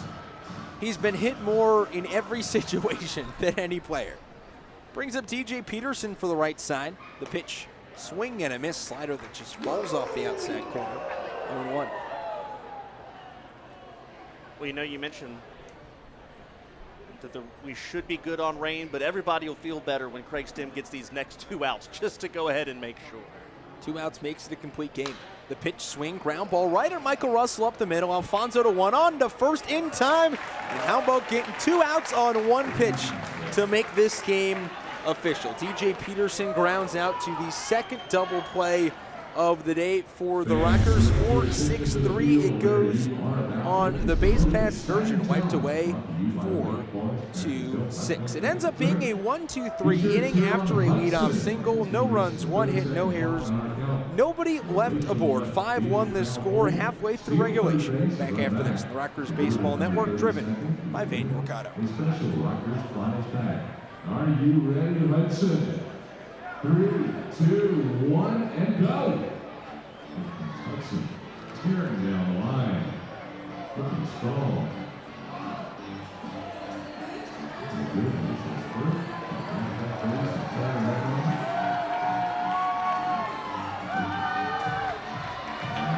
Go, Hudson, go! Go, Hudson, go! Go, Hudson, go!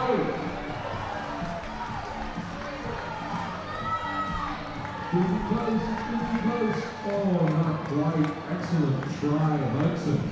Great hustle. Way far as Matthew Selden. Officer forward in the 4th of heat. And sport medicine care for all of you. We're proud to be the official team doctors for your High Court Rockers. We can help keep you moving with same or next day appointments and extended hours for your convenience. Call 336-716-WAIT or visit health.edu/sports medicine today to schedule an appointment. yourself. Go where the athletes go.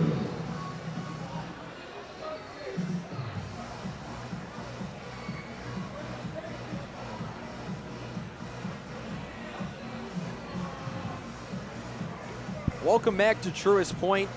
The news was going to be Christian Friedrich is the new pitcher. Austin Adams is done, but the Legends have just completely left the field here in the middle of the fifth inning. Rockers lead 5-1. It is an official game. There's lightning in the area, but currently no rain is falling at Truist Point.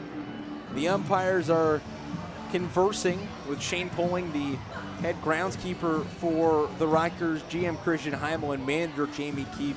This is a situation where the umpires have the discretion of whether or not to put this game into a rain or weather delay. And it seems like right now we are in a weather delay at Truist Point after 4.5 innings. But we are currently in a 30-minute weather delay. And this is a delay that we just heard over the PA announcement will last at least 30 minutes. And something must have happened over there because a lot of players are going out to look over there. A lot of fans are congregating over there. I'm almost wondering if lightning hit something over in that general direction. Maybe. We didn't hear anything. There is nothing that has been heard.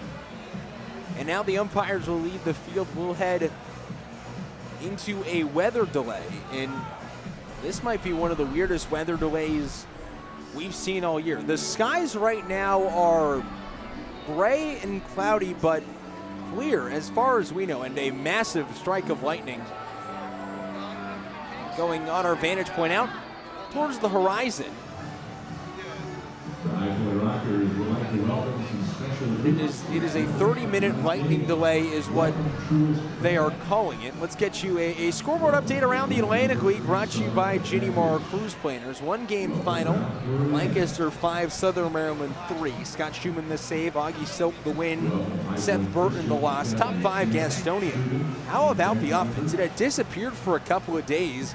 All of a sudden, they're up 10-2 over West Virginia. Bottom of the fifth inning. Here in High Point, it's 5-1, and in the top of the fourth inning on Long Island, it is 4-3 York. Well, Kendrick, this is a weekend in which the Mother Nature has not been friendly, has not been nice, and just continues. It does, but honestly, at the end of the day, either you come back out and you finish playing the game, or you call it the Rockers win their 6th in a row. Exactly. The way that it stands right now, it's really not a huge deal, and all it is just waiting it out now. Well, we'll see what happens. Currently, the score is 5-1 in the middle of the fifth inning. It's Stephen Cardullo, Jerry Downs, and Stuart Levy up. When we come back, the Rockers have 5 runs on 8 hits and no errors. For Lexington, 1 run on 6 hits and 1 error. You can start to hear the wind sort of whip through our crowd mic, the lightning hitting around the area. Nothing quite near the field too much. A couple of things that you can see visibly, but the thunder happening a good while after, so that kind of gives the indication that it's far away. The wind's starting to whip left to right across the field. What we're going to do is we'll take a break, figure things out of what exactly is happening as far as this delay and the chance for us to get things started back again in around 30 minutes. We went into a delay at 6:24. The earliest we can come back is 6:54 Eastern Standard Time. Make sure to stay tuned to our social media channels at Rockers Baseball for the most up-to-date information. We are currently in a weather delay with the score 5-1 in the bottom of the fifth inning. We'll be back right after this on the Rockers Baseball Network, driven by Van York Auto.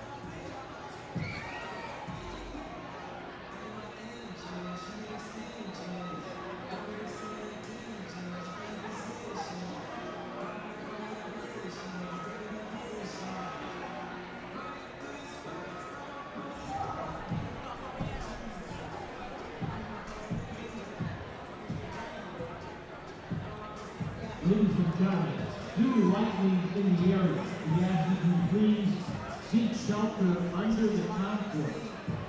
Please leave the vicinity of the playground area and seek shelter under the concourse. There is lightning within the area.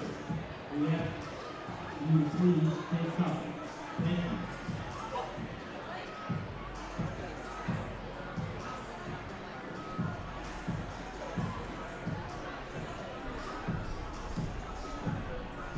The weather delay at Truist Point continues. We are midway through the 5th inning. The Rockers on top by a score of 5-1 over the Lexington Legends, and a dark cloud is approaching via the left field foul line as manager Jamie Keefe is talking to Lexington manager P.J. Phillips right now.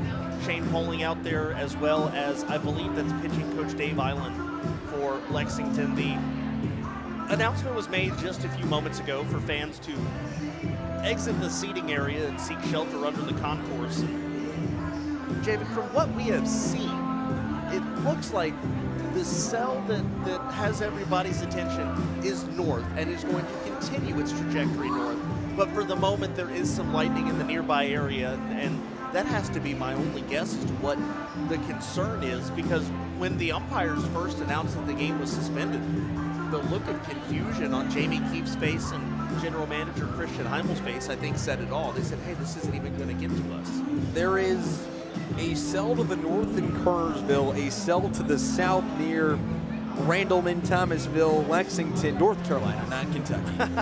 And some to the west east near Greensboro. There's stuff to the northwest, to the northeast near Reedsville, up towards Danville, Virginia.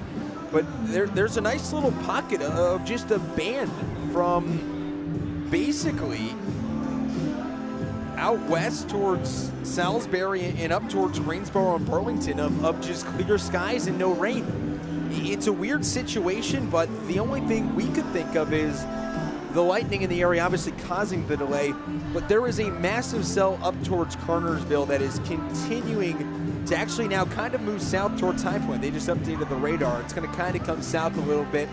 So as of right now, we're in a lightning delay, and we were just mentioning, it's nicer today than it was during Johnny Field's triple last night. Yeah, absolutely. And one other interesting thing to note, the game started with the wind blowing out towards left field. If you look at it now, it's going out towards right field, so a shift in the wind pattern as well here this evening. And you know, as we continue to wait this out, Jamie Keefe and some of the powers that be still out there, and it does look a little like it almost looks like it's raining very hard down the way out over left field in that general direction. But oh, it's like a column. I know, that's what I'm saying. Yeah.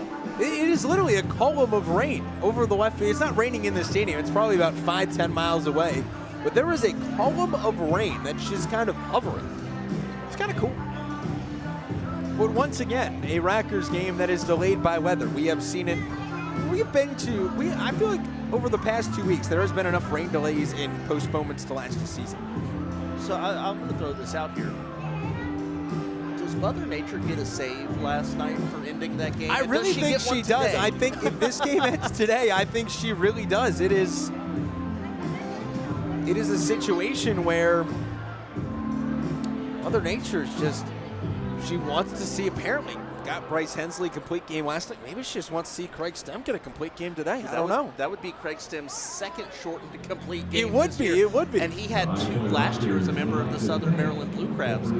Let's go ahead and take a look at how this game got to where it is. The Rockers get on the board in the first inning. RBI singles back-to-back by Jerry Downs and Stuart Levy give the Rockers a 2-0 advantage. Fast forward to the third inning, and 3 runs come across. Michael Russell leads off the inning with a double, moves over to third on the Stephen Cardulo ground out. Jerry Downs Jerry Downs with a base hit, and the sacrifice fly from Stuart Levy scores 1, and the throwing error trying to double off Jerry Downs at first base goes wild into the Rockers dugout, and heading over to third is Downs at that point. Jared Mitchell hit by a pitch, James McOwen a double, and that brings in another run, and Giovanni Alfonso, a base hit, would bring in Jared Mitchell, makes it 5-0. In the fourth inning, Ben Eklinski leads off with the solo home run, and that accounts for all the scoring as we sit at a 5-1 score. Rockers on top over Lexington. And so far, I think the big story here is Craig Stem, a guy who's been up and down through the course of the year and is clearly having an up today. And the one thing you really hate to see is the fact that if this delay goes on long enough, that may be the end of Stem's day after just 5 innings. It's really unfortunate. He's just at 63 pitches. He's done such a great job on the mound. He's pitched so well, but yeah, that's an unfortunate thing. He's not able to come back. The only good thing is your bullpen is as well rested as any bullpen in the Atlantic League right now. No one's pitched in the last almost 3 days. Absolutely. And on the flip side of things, the Rockers offense, once again, you're getting production top to bottom in this lineup. Only 2 Rockers, Steven Cardullo and Joe Johnson, have not reached base yet today. Michael Russell has scored twice, and he's clearly broken out of his little over 8 mini slump, if you will, with a couple of hard hit baseballs today, including a double. And as we wait this out and just hope for the best of results today, the Rockers have to hope that this doesn't mess with their momentum and what they were doing the first 4.5 innings of this game.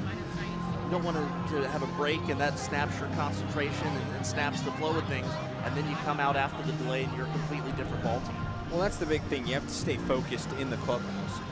I talked with manager Jamie Keefe about this, and it's weird to hit the on-off switch over and over and over again when you're ready for a game, and then all of a sudden you have to wait a bit. It's a strange situation, and once again, for the Rockers, it's another situation they find themselves in. Mother Nature's, it's been all too often this week. All right, so here's what we are going to do here for the next little bit of time. As we have it right now, the weather delay is expected to end at, what'd you say, about 6:54? 6:54 is the earliest we can restart this. And that is the last that we have been told right now, which would put us at about, give or take, 17 minutes or so from now. So what we're going to do, we're going to step aside. When we come back, we're not going back to a old game rebroadcast, because I don't think we're really going to get a whole lot out of that in the interest of time. So we're going to come back and go back to the pregame interview that Javik had with manager Jamie Keefe. But before we do that, Javik, we had joked about asking Jamie about some of his pregame superstitions, and that ended up not being part of the pregame interview. But we do know of one that he has. When this team is on a winning streak, the same one of us has to interview him until the streak is broken, and you have to stand at the exact same spot at the exact same time. I have not moved from the right part of his desk next to his trash can in 5 days, and it's been some of the best 5 days I've seen from the Rockers. We joked with him the very first day that we'd hang from the ceiling and do a pregame interview like a bat if it meant a couple of wins. And needless to say, we haven't had to hang from the ceiling like a bat to do a pregame interview, but it's been a good one. I've parked in the same spot the past week. Oh, I have my It's spot. exactly. You know, it's the superstition things that happens with a baseball team. I'm sure there's a reason why the Rockers have wore their blue jerseys the last 4 days in a row. Well, I tell people I'm not superstitious, I'm just a creature of habit. But I feel like those two things kind of blur the lines a little bit. So we'll leave that up to interpretation. We'll step aside. When we come back, we'll get you back to the pregame interview between Javik Blake and Rockers manager Jamie Keefe. That's coming up next. Rockers are on top 5-1 currently in a rain delay in the bottom of the 5th inning on the Rockers Baseball Network, driven by Van York Auto.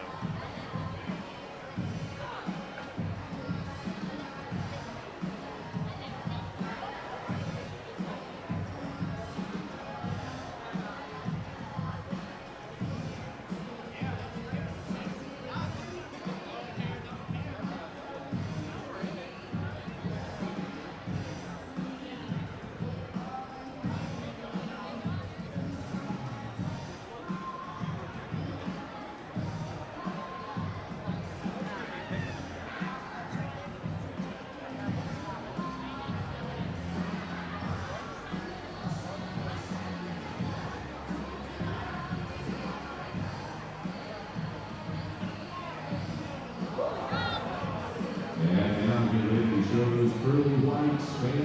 It's time for the Smile Can, brought to you by Dr. Bradley and Samuel. You need a great interest? Call ours, 336-883-2316, or visit www.bradleyandsamuelpbs.com. Dr. Brandon Samuel, physical therapist, for Rockers.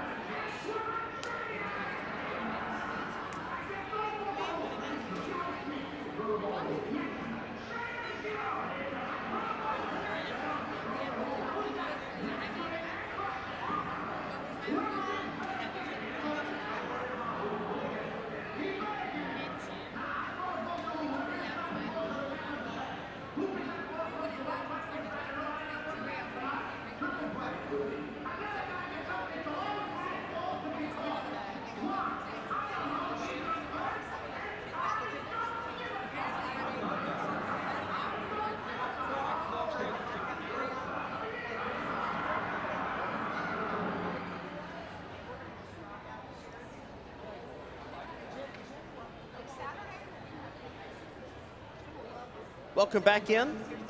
High Point Rockers Baseball, the Rockers Baseball Network, driven by Van York Auto. Kendrick Fruits, Javik Blake here with you as we are waiting out a weather delay for Lightning. The 30-minute window is ending now as the Lexington players are back in their dugout. I know at least some of the Rockers players are as well, and you made the comment a second ago as the sun is trying to peek out right now. This is the nicest it's looked all day.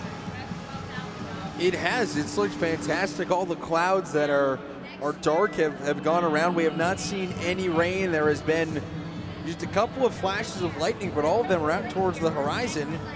And as far as we know, there has been no threat of storms in the air anymore. So it's a situation where we should be starting this thing back up very soon.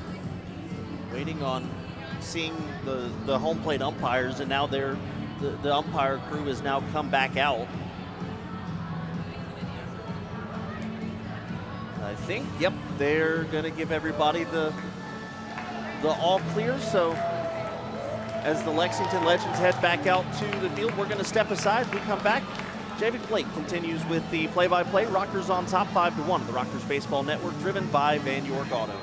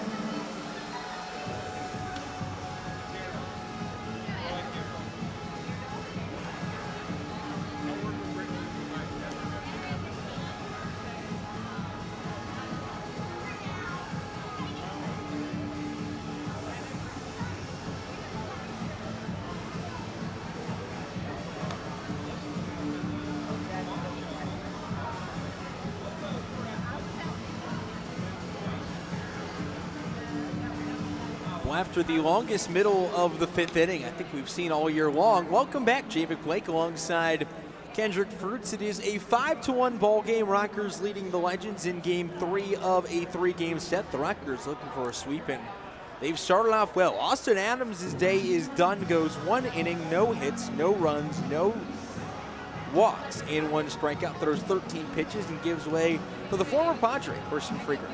Christian Friedrich making his Atlantic League debut today. Actually broke in with the Colorado Rockies in 2012, went 5-8 for Colorado that year.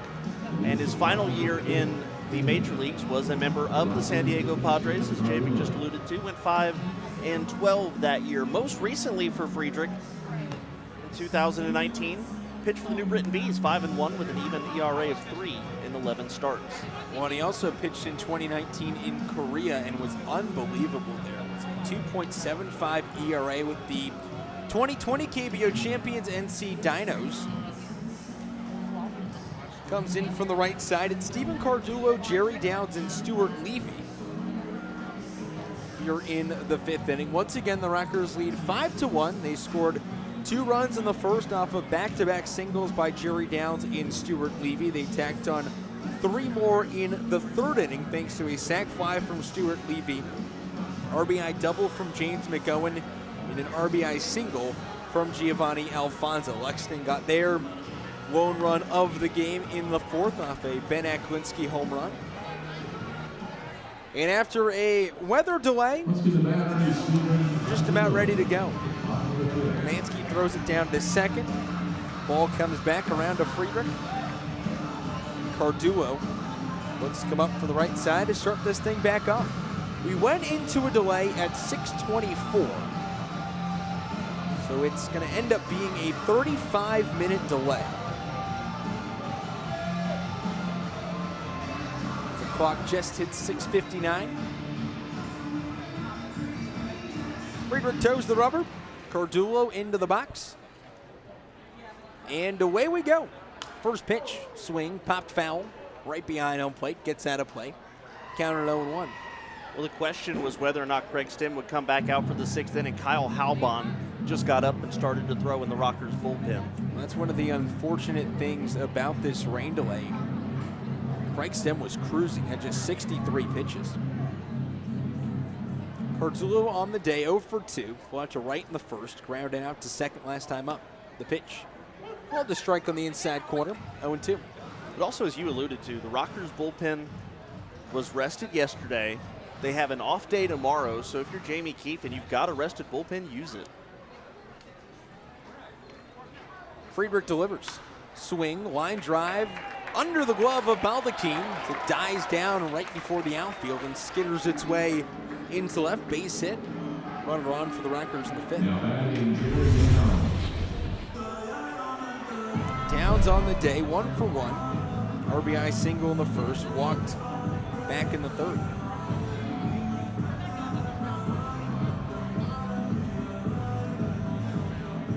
As Preston Gainey throws out the rosin bag to Friedrich on his way down to the bullpen.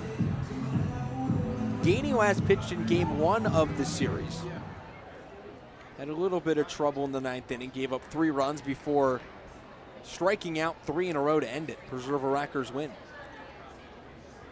The lefty fires home. Swing, pop foul, third base side, and gets over the batting cages down the line. Counted 0-1. Lefty-lefty matchup.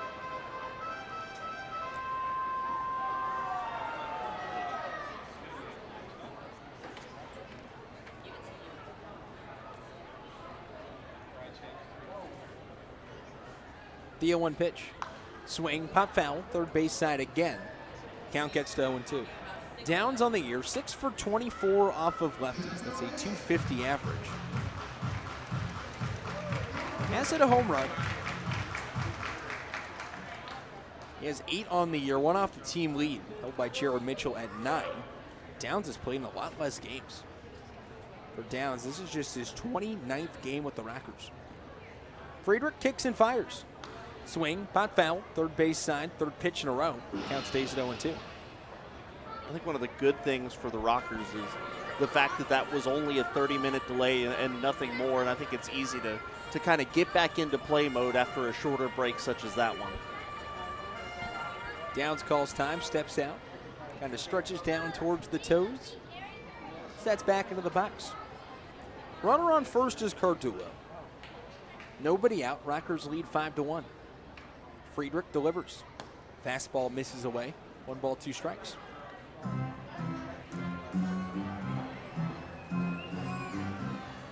Well, this is not just the nicest it's looked all day at the ballpark. It might be the nicest it's looked all weekend. Sun starting to peek out from the clouds in center field. The pitch, curveball.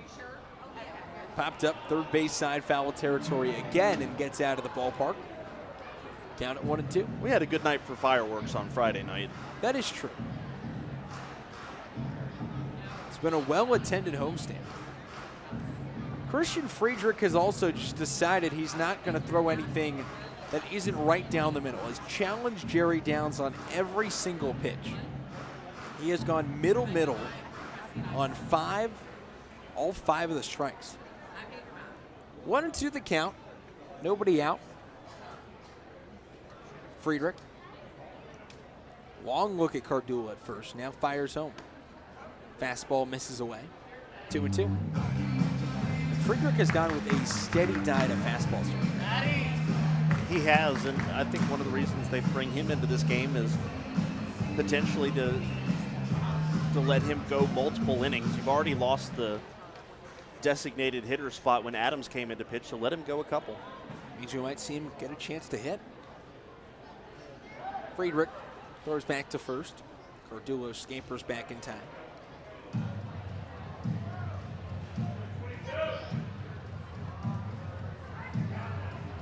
Friedrich, originally out of Evanston, Illinois, was drafted 25th overall out of Eastern Kentucky in the 2008 MLB draft.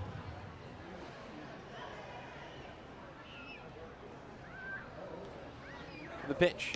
Swing and a miss. Fastball off the outside corner. Retires Downs for the first time today and notches strikeout number 1 in a Legends uniform. Brings up Stuart Levy, 1 on, 1 out here in the 5th.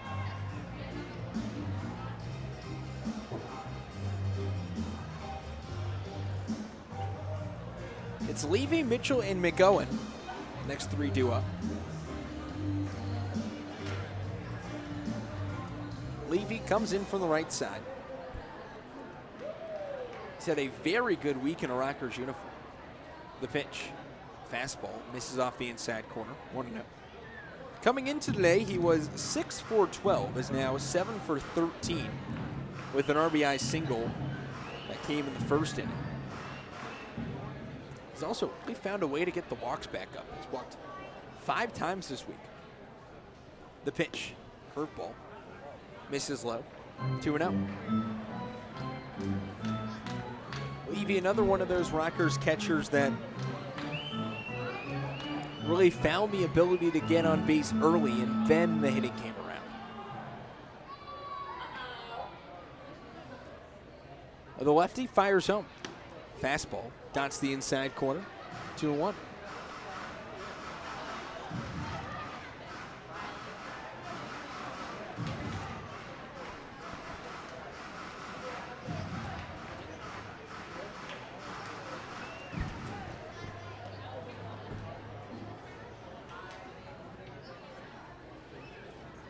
The pitch, swing, fouled off the mask of Romanski. Count goes to 2-2.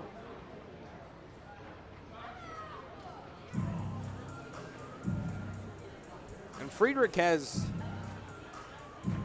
really just used a steady diet of a couple of pitches. The fastball right around 88, 89 miles an hour. Has gone with the slider a couple of times. That's topped out at 86. So nothing exceptionally hard, but he's used a lot of movement on those pitches to really move them out the zone. Kyle Halbon continues to get warm in the Rockers bullpen. It looks like it'll be up to the bullpen for the final few innings to lock down the Rockers' first sweep of the year. The pitch, swing and a miss.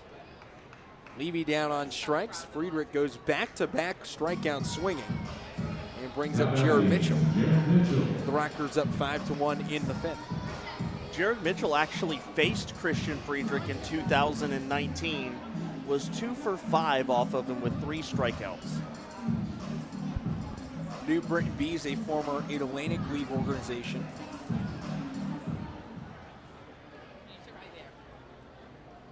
To the Futures Collegiate Baseball League for 2020 and now 2021. The pitch, fastball, misses high, 1-0. Well, actually, a couple of former Atlantic League cities in that league, and Can-Am League cities as well. There's the Worcester Bravehearts, Worcester, formerly the home of the Worcester Tornadoes in the Can-Am League, the Nashua Silver Knights, which were home to one of the founding members of the Atlantic League. The pitch, swing and a miss, fastball in the outside corner, 1-1. The Nashua Pride helped start the Atlantic League back in 1998.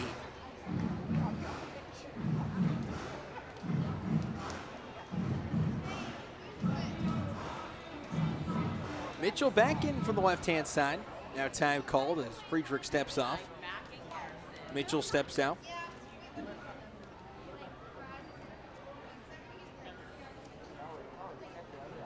Mitchell hitting just 158 against lefties this year, 6 for 38.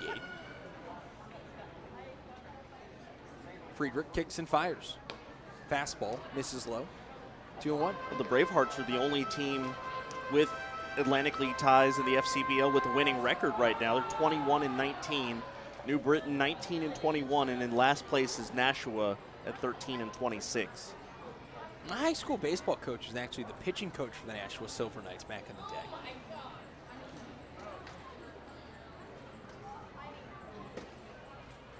The pitch, fastball. Called a strike on the outside corner, 2 balls and 2 strikes. The Silver Knights actually have a really cool stadium. It's not where the Pride used to play. That is a whole saga in itself, which ended with the American Defenders of New Hampshire, what the Pride ended up becoming after a couple of ownership changes in the Can-Am League, having a bulldozer parked on the pitcher's mound because they didn't pay rent, which is a very, very strange way to evict someone from a ballpark. Friedrich steps off, and Cardullo looks back at the bag and wanders on back. Some of these ball fields in the Atlantic League that aren't made of artificial turf may have a bulldozer on the pitcher's mound in a couple of weeks when the mound gets moved back. Get out the shovels. Lexington's going to be one of them. Friedrich delivers. Swing and a miss. Fastball off the outside corner, and Friedrich, after giving up a leadoff single to Steven Cardullo, goes strikeout, strikeout, strikeout to end the inning. No runs, 1 hit, no errors, 1 runner left aboard. We head to the top of the 6th inning. Kyle Halbon coming in. We'll get you his numbers when we come back on the Rockers Baseball Network, driven by Faneuil Cotton. Closest to the dugout and back to the field. They will spin on their bats, keeping their head on the back, and out to the ground until I say go. Then we'll drop the bat to rest to height. Are you ready? On you mark, get set, spin. Come on, fans, louder you cheer, the faster they spin. Let's make some noise, folks. Let's get them spinning, spinning faster, faster, faster.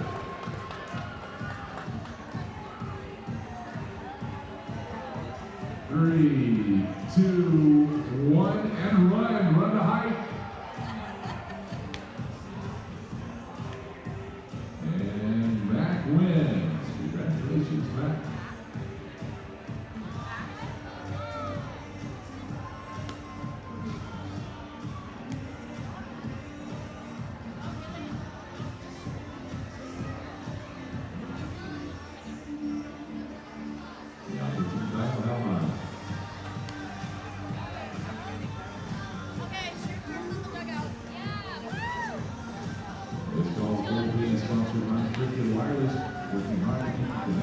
Another start and another Rockers pitcher just putting out an absolutely amazing performance. Rockers starting pitching has allowed just 5 runs total in their last 5 starts and paves the way for Kyle Halbon, the big righty on the mound. Halbon 0-1, a 3.94 earned run average. This will be appearance number 18 for Halbon. In 16 innings, he's given up 6 walks, struck out 15, and a 273 opponent's average, giving up 2 home runs as well. Rockers lead 5-1, top of the 6th inning. Javen Blake alongside Kendrick Fruits. The final line for Stem, 5 innings, 6 hits, 1 run, 3 walks, 3 strikeouts. Only threw 63 pitches without the rain delay. He would have been in line to probably go 6 or 7 innings. It's Jordan Pacheco, Roberto Baldachin, and Ben Aklinski. 4, 5, and 6 in the order due up against Halbon.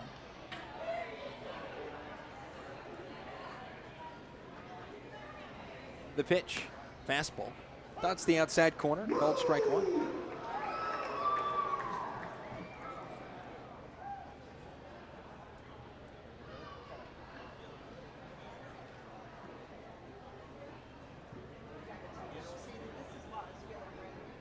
Pacheco on the day, 0 for 2. Bounced out to a double play back in the first. The pitch, swing, lofted out towards right field, but foul, curving towards the stands and gets out of play. Count gets quickly to no balls and 2 strikes.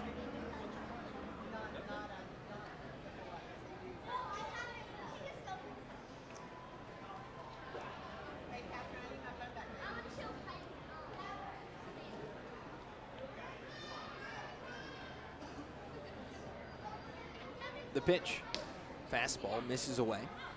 1 ball and 2 strikes. Halbon has pitched a little bit recently. Last pitched on Friday in game 1 of the series. Gave up 1 hit.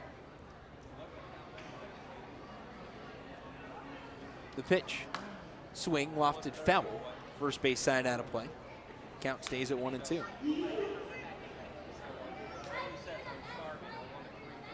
In his last 8 appearances, though, he has allowed just 1 run that has been unearned. He's gone on a stretch of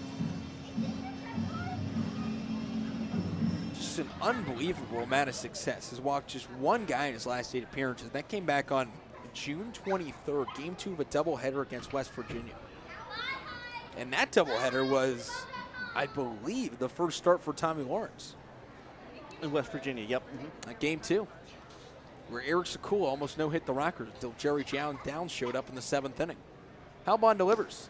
Fastball misses away. He kind of pirouettes off the mound. Count evens up 2-2.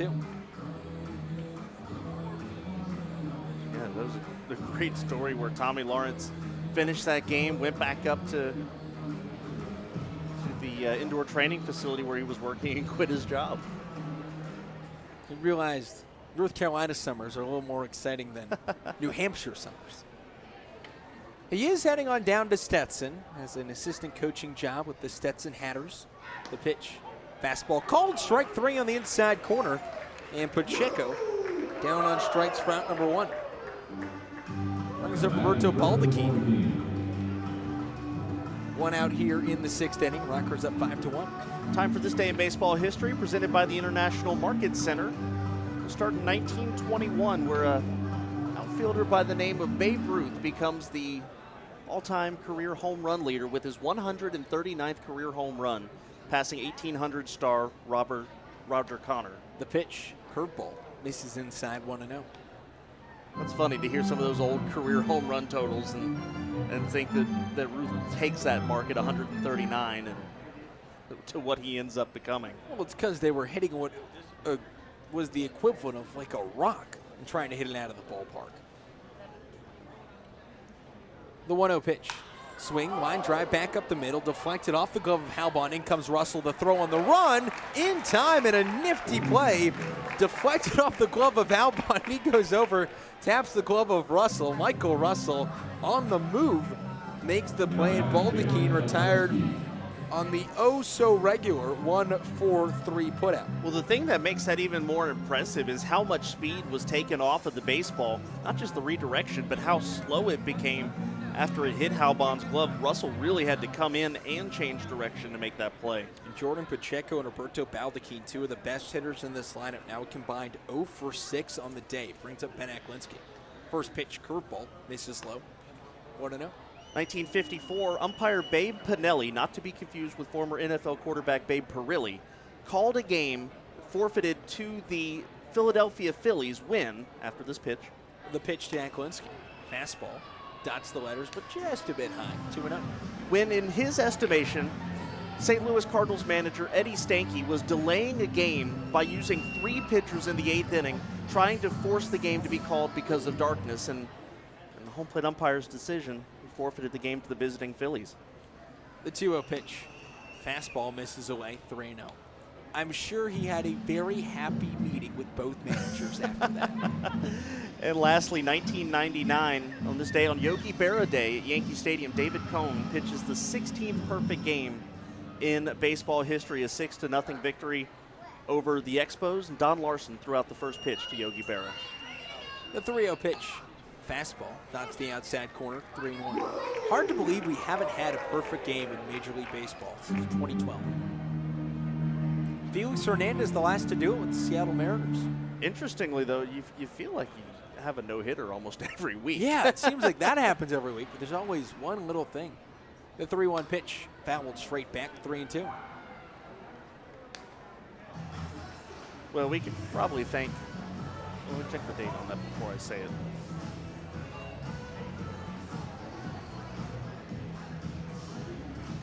It was 2010. Never mind. I was going to say we could thank Jim Joyce for that, but that was 2 years before the last one.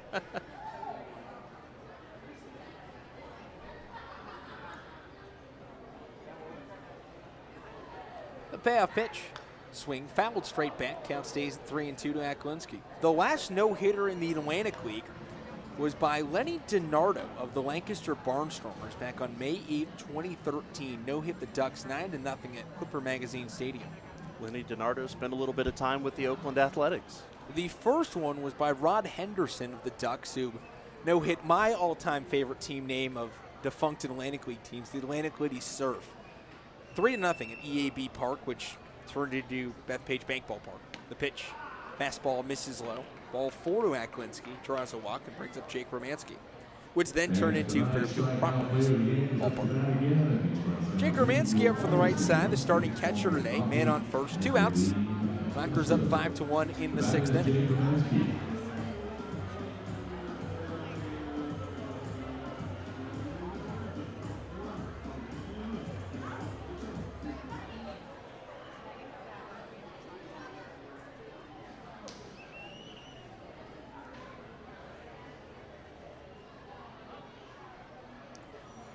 Calbon was in the middle of a staring contest there.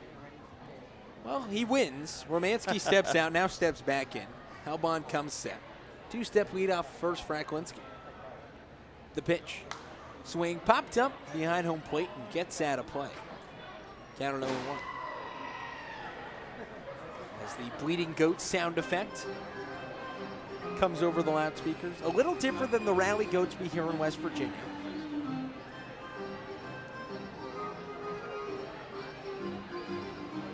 Not used in the same effect. It is also not a video board video. We should clarify, you say bleeding as in B-L-E-A-T, not B-L-E-E-D. Yes. they're not dying. They are the other bleeding. The pitch, ground ball right, and Michael Russell picks up, goes the short way to second, ends the inning.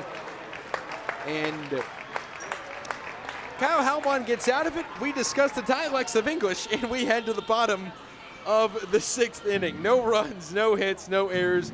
1 runner left aboard. We head to the bottom of the 6th inning. Rockers up 5-1. The Rockers Baseball Network, driven by Van Yorkata. Stand ready to defend the grateful nation. Included in these seats is our POW, the MIA seat, which will always remain unused in honor of those who are not from home. Please rise if you are currently serving or have served in our armed forces.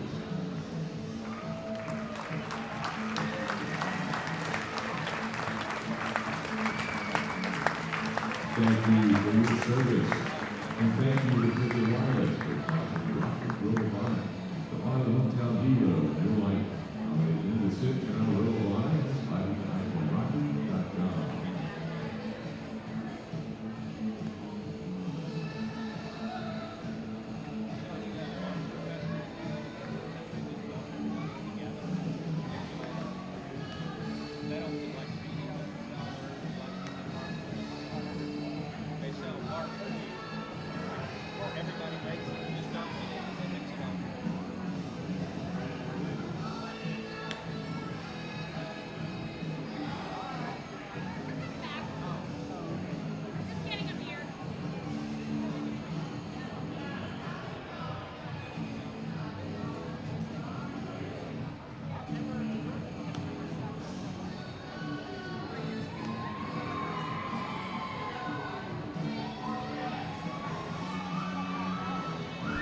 Bottom of the 6th inning, Christian Friedrich back on the mound for Lexington. They find themselves down by 4 runs as we enter towards the late stages of this one. Lexington trying to avoid a 3-game sweep at the hands of the Rockers. The Rockers, meanwhile, looking for their first 6-win week and 6-win homestand in franchise history. Javik Blake alongside Kendrick Fruits. Thanks so much for joining us.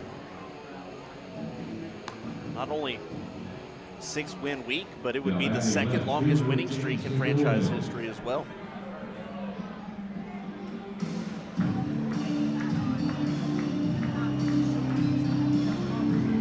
Brings up James McGowan to start things off. McGowan on the day, 1 for 2. Doubled home run back in the 3rd inning, which, considering we had a 35-minute rain delay, feels like forever ago at this point.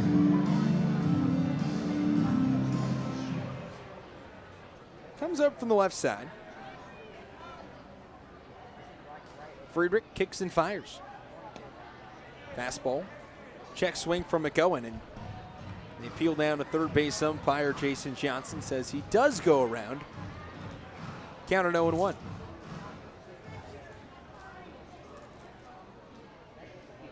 The pitch, curveball, dunks in, 0-2. Well, not sure what's happening in the stadium, but the video board has just completely gone black. Not sure if it's something to do with the lightning in the area. The pitch, swing, clobbering out towards center field. Sturgeon gets on his horse, starts going back in, catches it over the shoulder. Out number 1.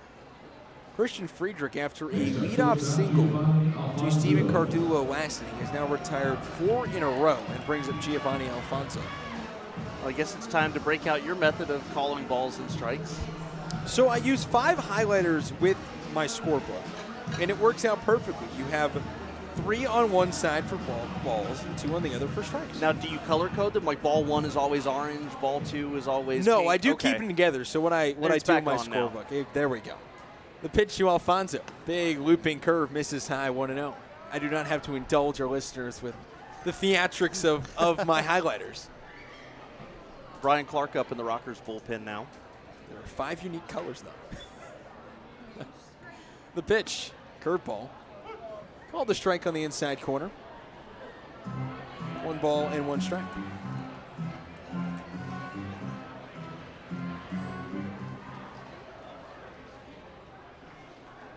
Friedrich kicks and fires.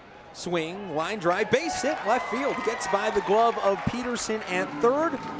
And Alfonso on with the single. He's now 2 for 3 today. And in the series, just continues to be hot. Is now 7 for 10 over the 3 games and brings up Joe Johnson.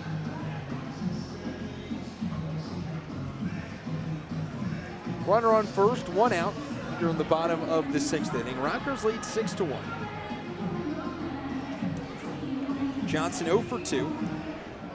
Bounced out to first and struck out in his 2 at-bats today. Friedrich delivers. Johnson looks at a fastball off the outside corner, 1-0.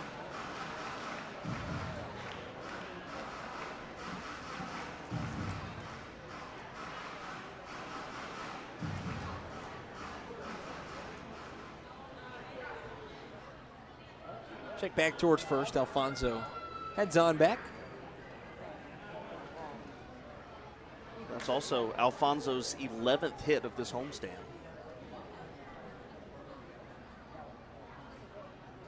He's had himself a week. He's really raised the average. Came in today at 273. The pitch. Fastball misses high and away. 1-0. I was talking to Jamie Keefe before the game just about Alfonso, how big his recent success has been, and Jamie said he is, without a doubt, the captain of this team. He really just leads the charge, and the offense has come together. Now hitting at 281 after that hit. The 1-0 pitch. Swing. Pop foul. Third base side gets out of play towards the stands. Count evens up 1 ball and 1 strike. The Rockers, after today, have an off day tomorrow and then head on a 9-game road trip in 10 days.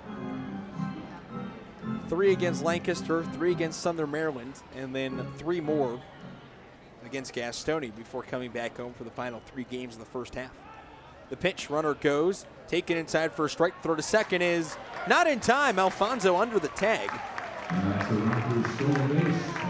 And steals his first base of the day. Pitch called a strike, count goes to 1-2. That's his 2nd stolen base of the season as well. After stealing 13 in 2019. Shake that. That evens up the count at 2 balls and 2 strikes. Runner in scoring position for the Rockers. First time they've had that since the 3rd inning. Friedrich delivers. Fastball misses low. 3-2.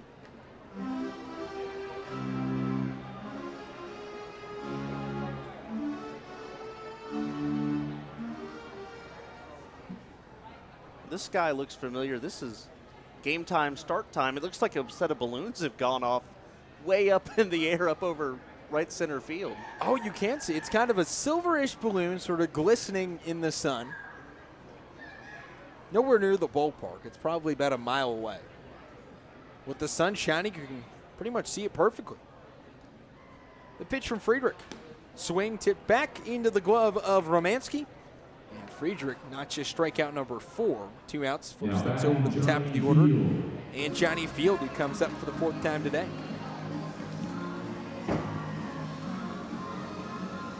Field is 1 for 3, single in the first, fly out to right in the second, and bounced out to short in the 4th.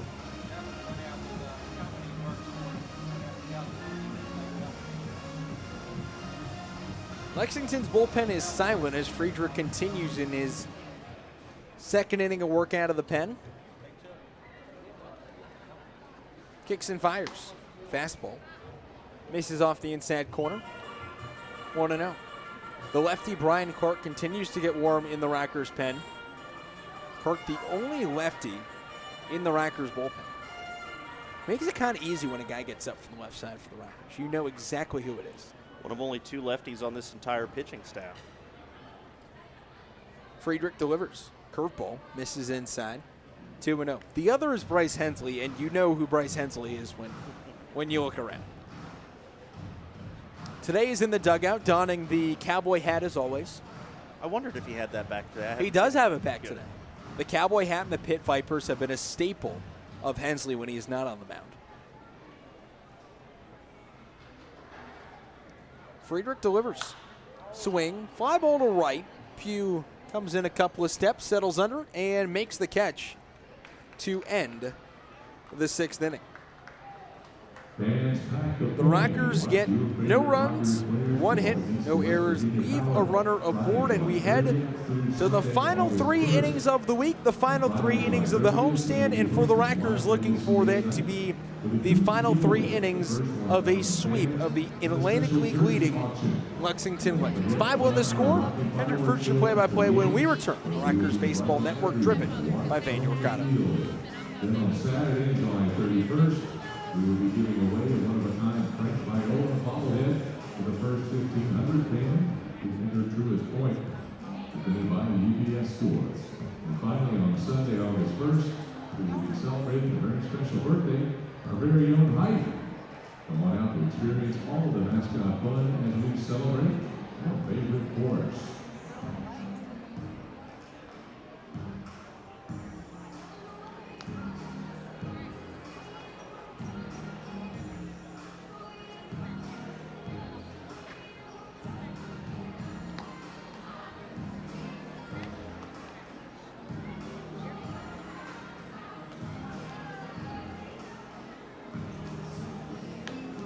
Now pitching left-hander Brian Clark.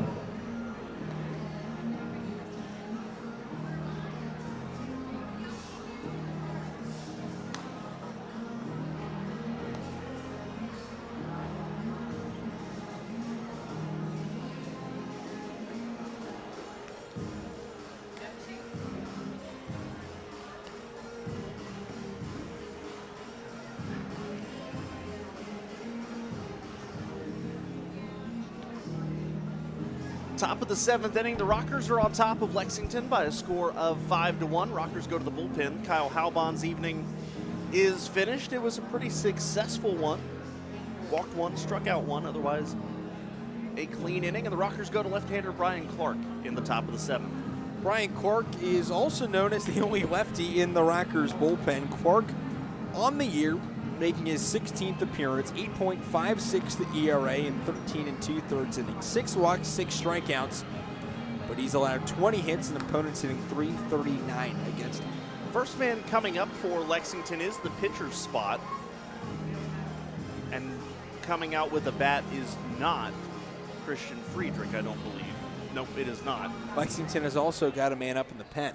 This is, check that, this is Jake Romansky leading off. Nope, No. you got it right. It's Sam Claycamp. Oh, he's wearing number 7. Number 7 on the roster sheet says Romansky. So this is Sam Claycamp. The numbers are off on the roster sheet. They've been switching around their uniform numbers all weekend long. I I got thrown off because Romanski was the last batter the last inning. I thought maybe I gotten offline for a moment, but first pitch to Claycamp is a called strike one. Claycamp on the year, hitting at 190, 5 runs batted in, hit a couple of doubles yesterday against the Rockers.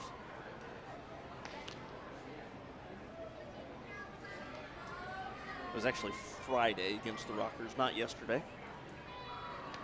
The 0-1, that's down low, and they count 1 ball and 1 strike now. So it's Claycamp, Tillman, Pugh, and then back to the top with Cole Sturgeon. Now a little bit of action in the bullpen.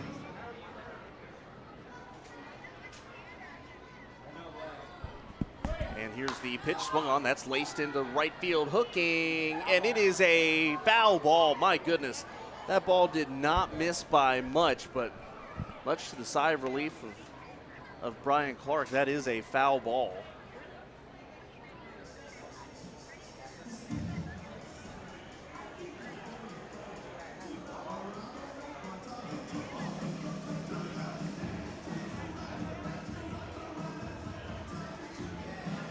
That may be Jeremy Jeffress again in the bullpen for Lexington.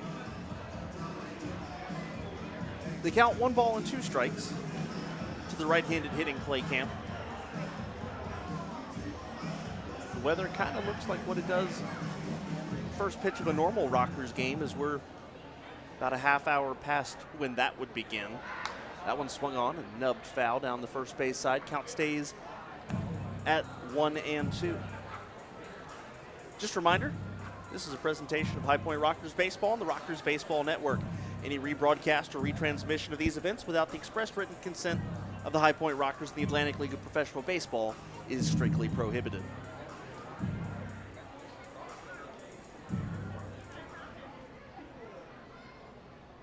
Clark kicks and fires. Again fouled off, and the bat goes flying back towards the backstop. I think the screaming goat is an appropriate sound effect there. I think Claycamp was a little shocked the bat went out of his hands as soon as it went. He kind of jumped and was like, oh.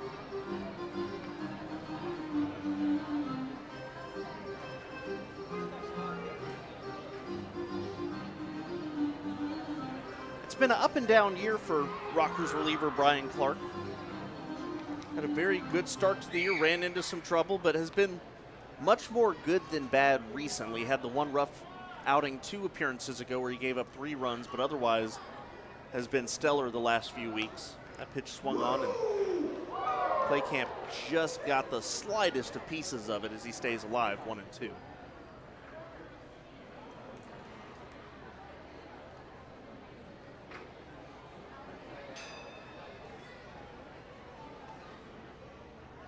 That also may be Jeff Thompson in the bullpen.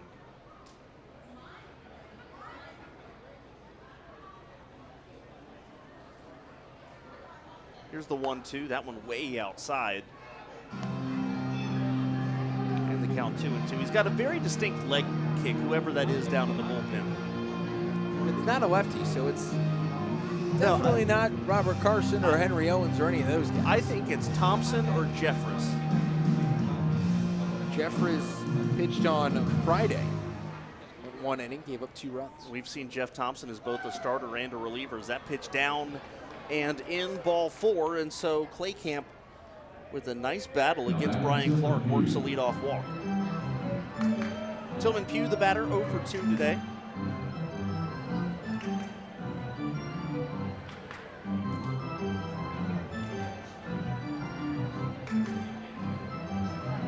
Steps into that right-handed box. Rockers lead by 4.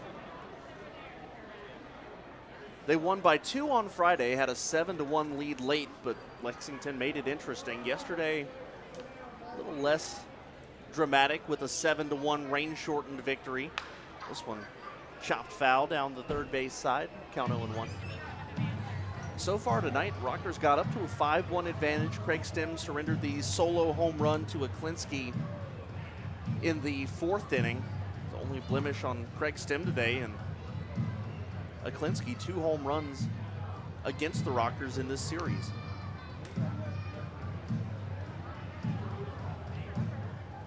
Clark comes set at the belt, and here's the 0-1. And that hits him.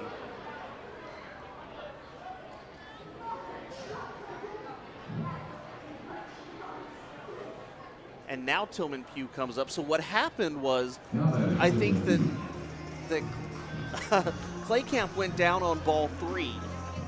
Everyone thought it was ball 4, but they sent him back. So now he is at first base on the hit by pitch. And that will bring up Tillman Pugh. I missed him coming back to first, or coming back to the plate. Gamecast also has him saying strike out first time, so I was very confused. There's a strike to Tillman Pugh.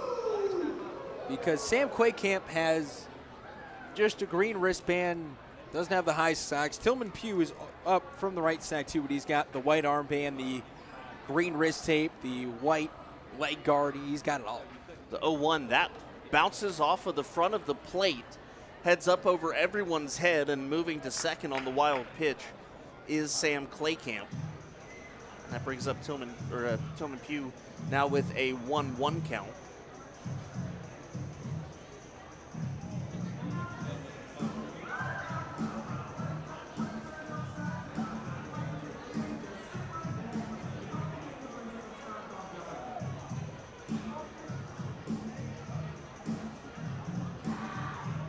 Clark looks in, gets the sign from Levy. 1 ball, 1 strike to the number 9 hitter. Time now called as Pugh steps out.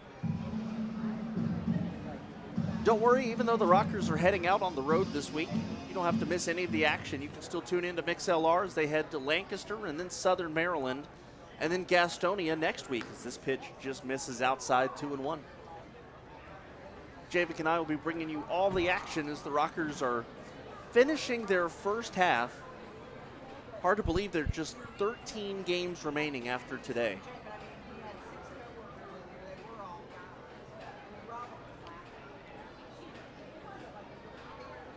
Clark delivers the 2-1, and that's down and in, 3 balls and a strike.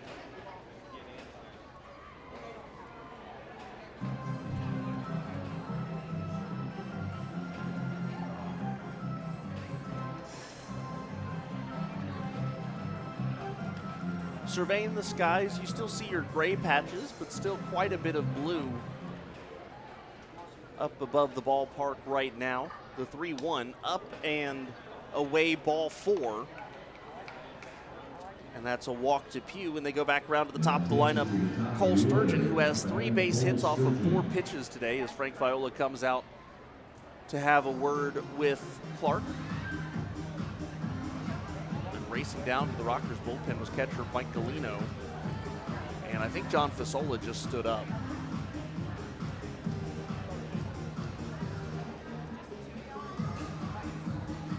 This is when things get a little hairy. 2 men on now for the top of the order.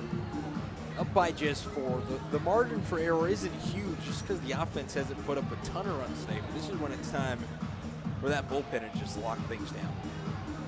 And it is John Fasola. No, that's Hennessy's just going to be the one standing over there to block Gonzalez, I think.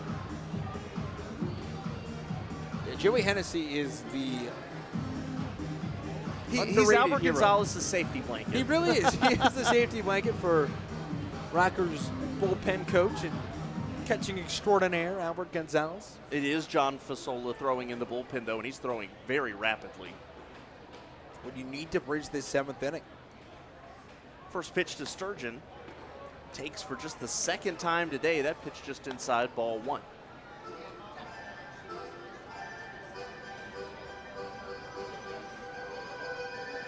Runner at second base is Claycamp. Runner at first is Tillman Pugh. And it's 1 ball and no strikes to Cole Sturgeon. Here's the 1-0. Swung on, and that's hit high and foul. It finally makes its landing in the Lexington bullpen. Count 1-1.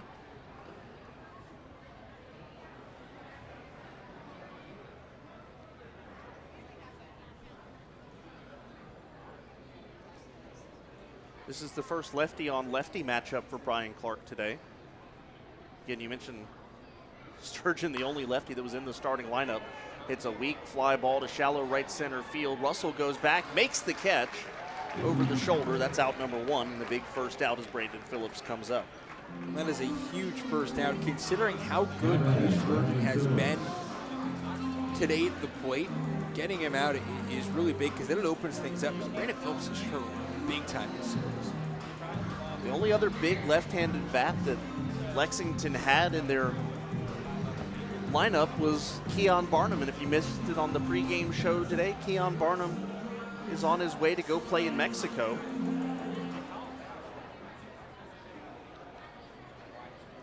So this right-handed heavy lineup for Lexington just got all the more right-handed heavy. First pitch to Phillips, that's inside, ball one. Brandon Phillips 0 for 3 today.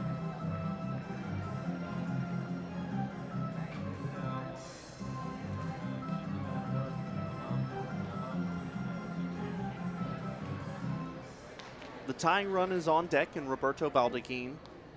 We're in the top of the 7th, 1 out.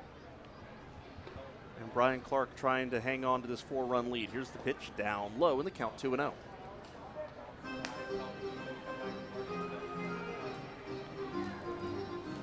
John Fasola has not ceased working as quick as he can. And it is rapid fire. He's throwing about 2 pitches every 10 seconds.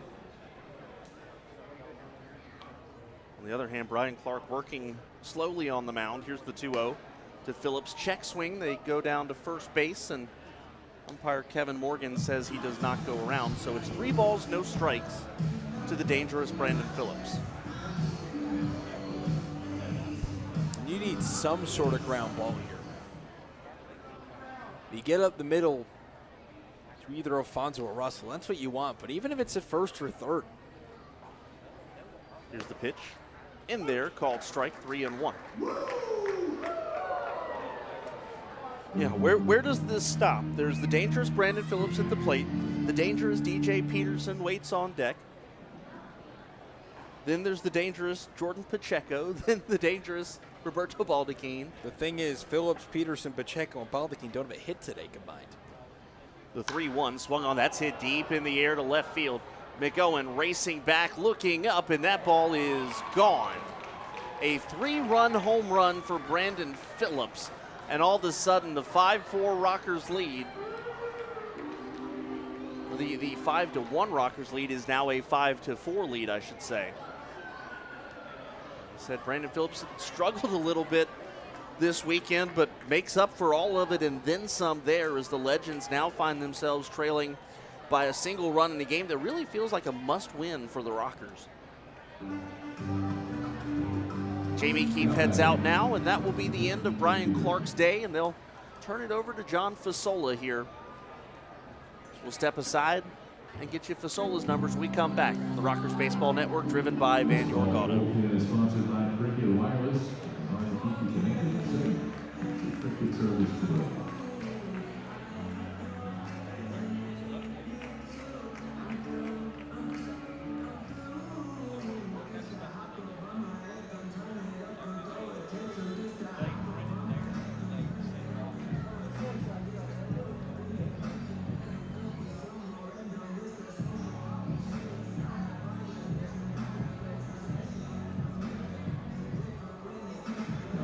John Fasola.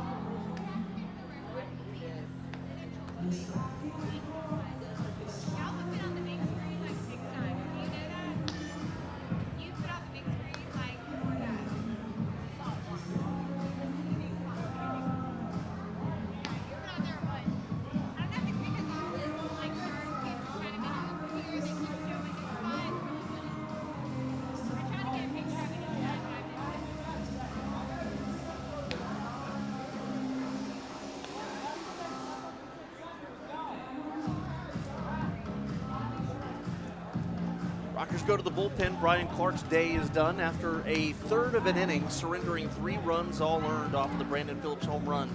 And the Rockers turn it over to right-hander John Fasola. John Fasola has really entrenched himself in the back end of the bullpen for the Rockers. They turn to a righty, and Fasola this year, this is his 11th appearance, 2.70 the ERA, 10 innings pitched, 3 walks, 9 strikeouts. Opponents hitting .231 against him, trying to bounce back from a performance on Friday that saw him surrender a run and 2 hits in 1 inning. Well, with the bases clear and 1 out, he'll have to deal with DJ Peterson and Jordan Pacheco.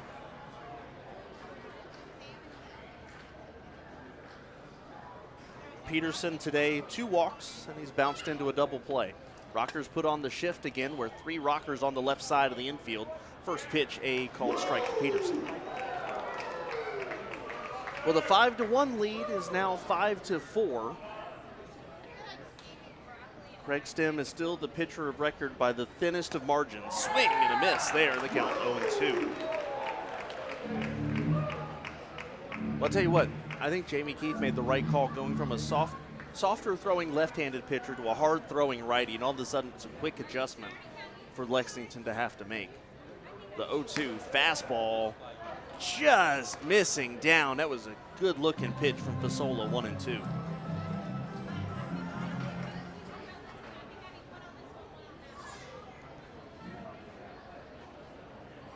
Fasola comes set. Here's the 1-2 fastball again down low, and the count 2-2.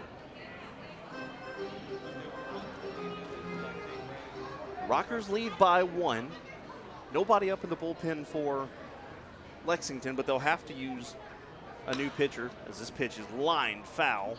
Count stays 2-2 because a pinch hitter batted in the pitcher's spot earlier this inning, so we will see someone new. Whoever was up has been warm for a while now. Sat back down. I think it's either Jeffress or Jeff Thompson, who I believe we have seen as both a starter and a reliever this year.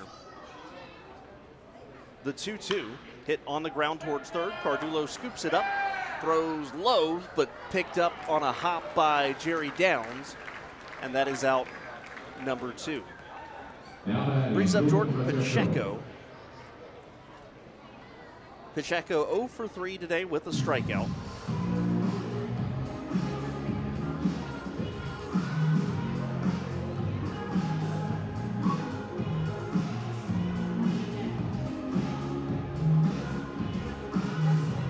A little more thicker cloud cover starting to present itself here at Truist Point. Starting to get dark again. I know it's 7:50, but that pitch is strike to Pacheco. But still a little darker than would normally be under clear conditions.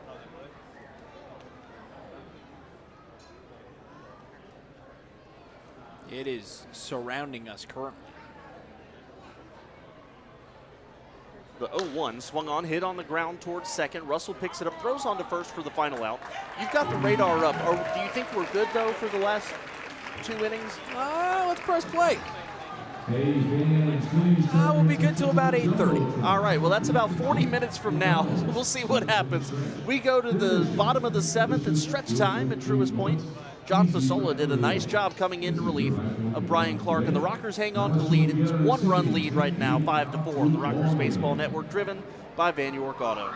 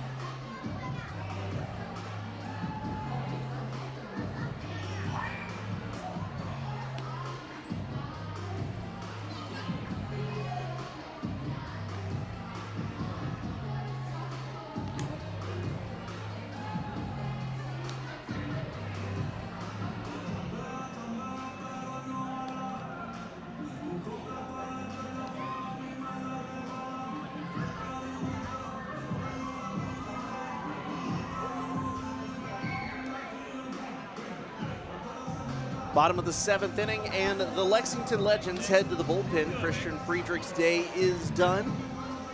The final line on Friedrich is 2 innings, 2 hits, and 4 strikeouts. And Lexington goes from one former big leaguer to another, and this time it's former journeyman reliever Jeremy Jeffress. We saw Jeffress a few nights ago. This is his 3rd appearance. No record, an ERA of 9. He's given up 2 runs in 2 innings with 3 strikeouts. Opponents hitting .375 off of him. And he will be facing the 2, 3, and 4 hitters, Michael Russell, Steven Cardulo, and Jerry Downs.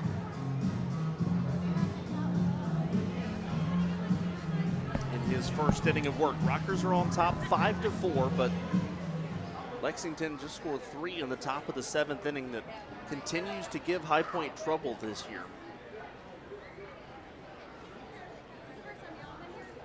Jeffress delivers first pitch to Russell. It's a curveball that stays up and in, and the count 1-0. Well, and if you're the Rockers, you wouldn't mind a big inning here. Kind of get this thing moving a little bit longer, kind of lengthen this thing out, because once the rain comes at 8:30, it's not stopping for a couple days. Rockers would like to have more than a 1-run lead in case it goes to the 8th inning. That pitch misses down, 2 balls, no strikes. But you've survived the 7th inning storm, which is, I think, the biggest thing for the Rockers today. You've got the big part of your lineup coming up here where you can do some damage.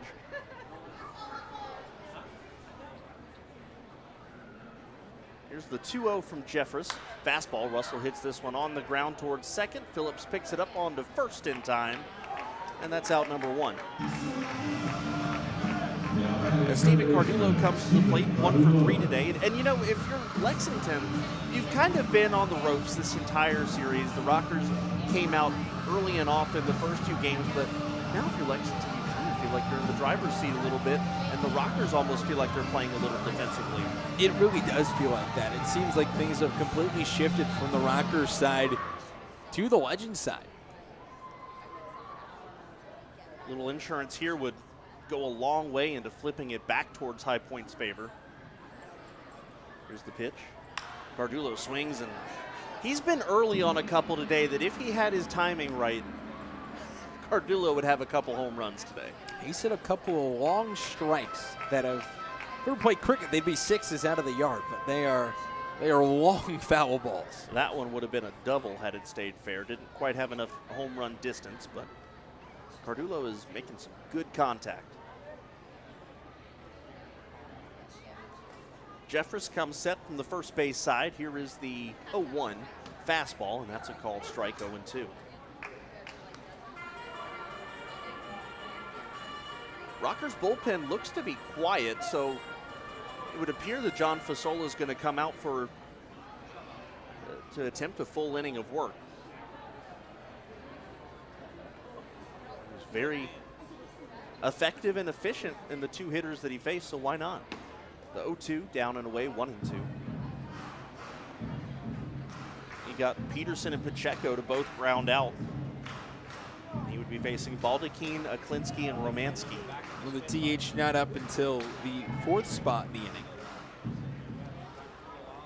Check that, still 4 batters away. It would be the 5th person to bat.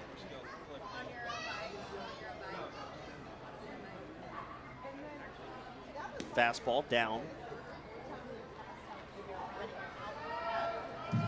And the count 2-2. Rockers bench right now is Michael Galino, CJ Farias, Nate Blakeney, JR DiSarcina, and that's it. It's not a very deep bench, but a couple of good bats on there. The 2-2 curveball. Strike 3 looking. They're going to ring up Cardulo, and he knew it. And that's out number 2.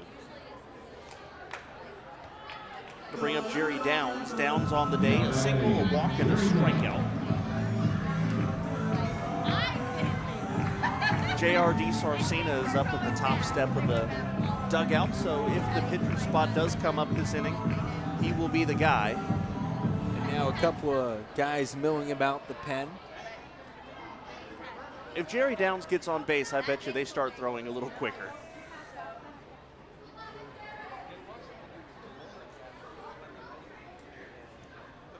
First pitch curveball, and that's a strike 0-1. And it looks like it's Preston Gainey out there right now.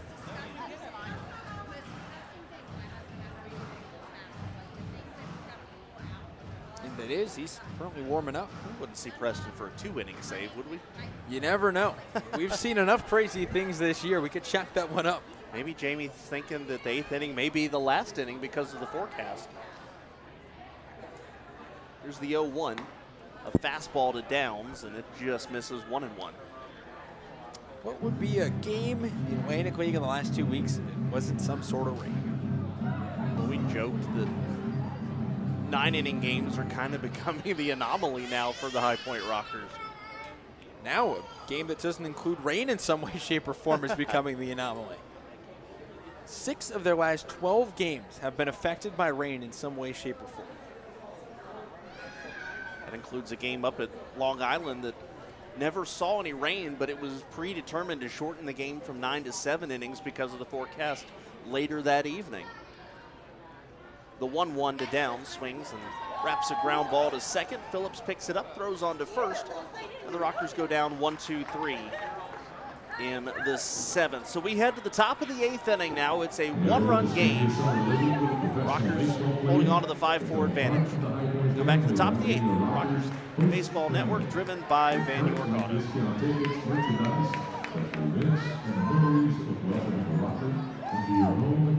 Your summer is one you won't forget. Visit highpointrockers.com for more information. Fans, don't forget that after today's game, children 13 and under can run the bases. Once the game ends, those young fans who wish to run the bases and those who want to watch their children run the bases can line up behind section 115. All right, Rockers fans, it's time to dance. Show us your skills and follow along with the Stars Elite Dance Center on the dugouts. Everybody clap your hands. Clap, clap, clap your hands. Clap, clap, clap, clap your hands. All right, now, we want you to make this step to the left. Take it back now, y'all. One hop this time. Right foot, left step. Left foot, left step. Cha-cha, real smooth. Turn left. To the left. Take it back now, y'all. One hop this time. Right foot, left step. Left foot, left step.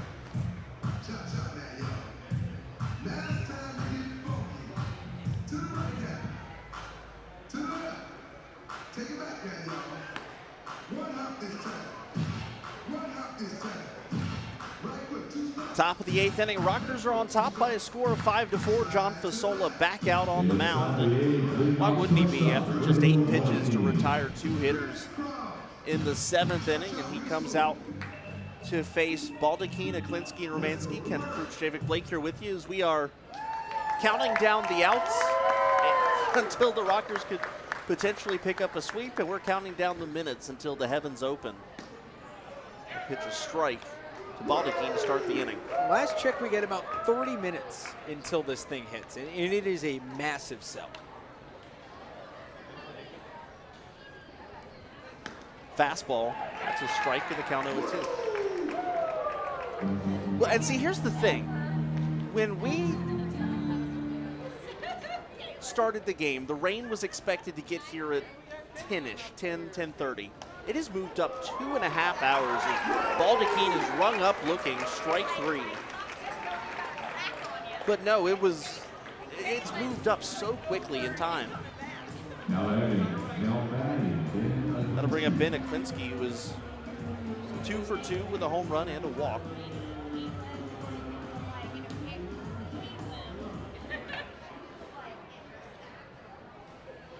Fasola's retired all 3 hitters he has faced. Fastball, that's down low, ball 1. Robert Carson is up in the bullpen. No, I don't believe that is Robert Carson. He is a left-hander.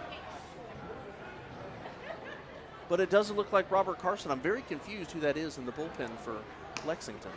That pitch is a strike, and the count 1-1. The last man they have left is Henry Owens. That's a lefty. Oh, that's right. Unless it is someone that we do not know, it is Henry Owens. It's not Robert Carson. That pitch hit on the ground towards third. Cardullo picks it up, throws to first. It's low, and a good scoop there by Jerry Downs for the out. Those are some quick outs you want. Strikeout player of the game is up once again. Cardullo has spiked his last 2 throws to first base, but Jerry Downs has showed an expert glove and has made the catch on both of them.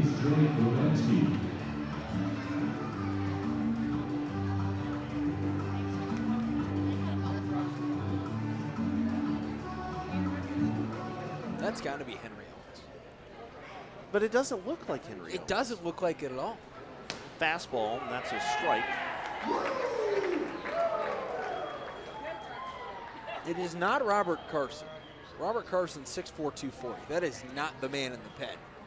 Henry Owens is 6'6", 220. It looks like Daniel Gibson, who is on the injured list, but that looks like former rocker Daniel Gibson. That pitch just misses the count 1-1.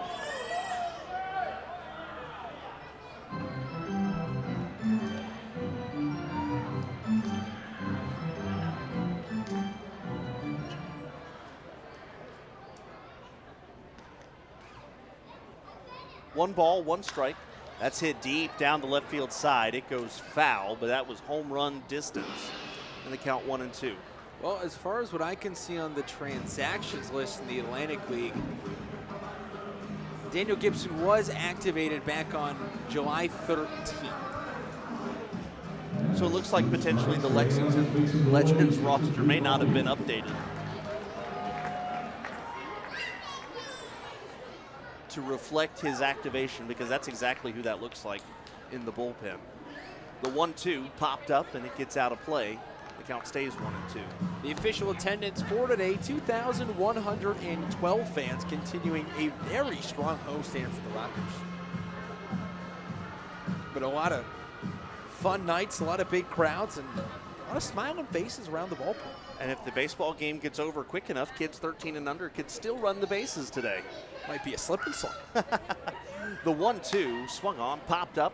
It's in foul territory, but Jerry Downs racing after it, might have a chance to make the play, and he reaches the glove out, but not able to catch the ball as it bounds up against the netting, and the count stays 1-2.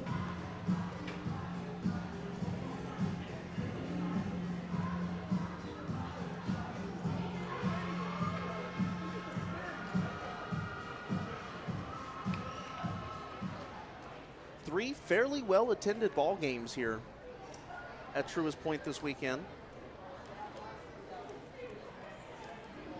I think the best part is the fact that the fans don't leave when the bad weather gets here. They stick it out because they want to see their Rockers, and they want to see John Fasola strike 3. Fasola puts the sword back in the sheath. What a move. 2 strikeouts this inning. And we go to the bottom of the 8th inning. Rockers still lead by 1 on the Rockers Baseball Network, driven by Van York Auto.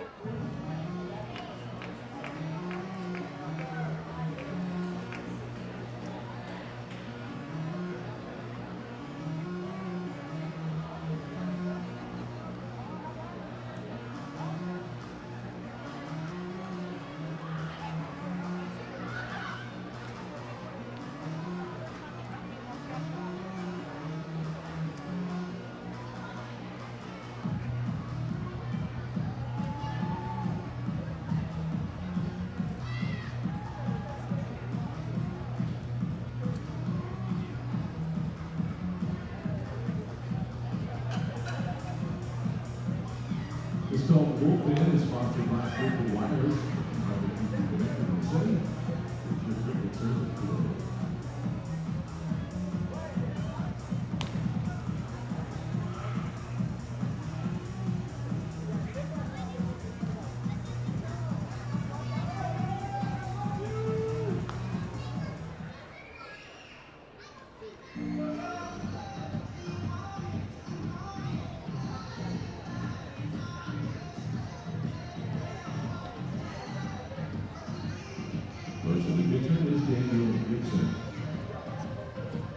Bottom of the 8th inning, Rockers on top by 1. And it's former High Point Rocker Daniel Gibson on the mound, replacing Jeremy Jeffress, who went 1 inning and struck out 1. Daniel Gibson on the year making his 12th appearance, ERA of 6.23 and 8 2/3 innings, 6 walks, 16 strikeouts, opponents hitting .235 against him. Gibson will be facing Levy, the pitcher spot, which looks like it'll be J.R. DiSarcina coming in to pinch hit, and James McOwen. Rockers lead 5-4.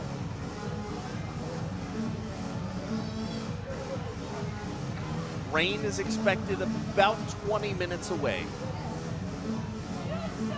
Quick outs. Quick at bats, quick runs. Either that or draw out the inning by scoring a bunch of runs. Both these teams would rather be finished before the rain I gets feel like here. the Rockers would want to play 9 innings. Get a nice 9-inning victory today.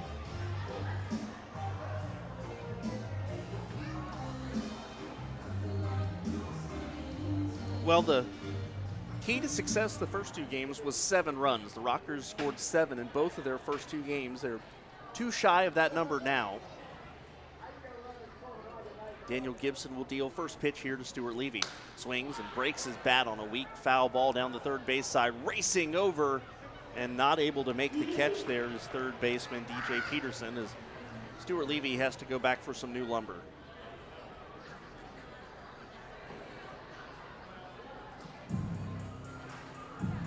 Levy is 1 for 2 today, 2 RBIs on a base hit and a sacrifice fly.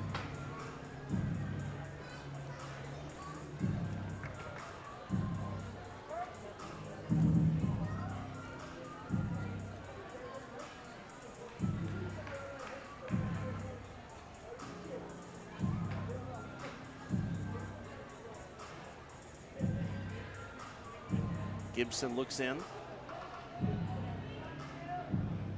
as Levy steps back into the box. And here is the 0-1.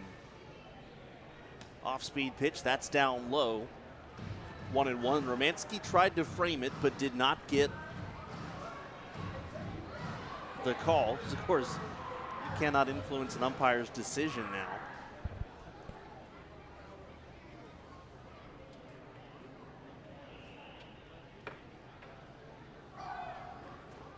Here's the 1-1, swung on, fouled back. The count 1-2. If you look out over the left field section of seating way off in the distance, you can see the trails of a couple of airplanes. The trails have intersected each other. Well, it's better the trails than the planes. Oh, that would be awful. Exactly. Morbid thoughts on a Sunday.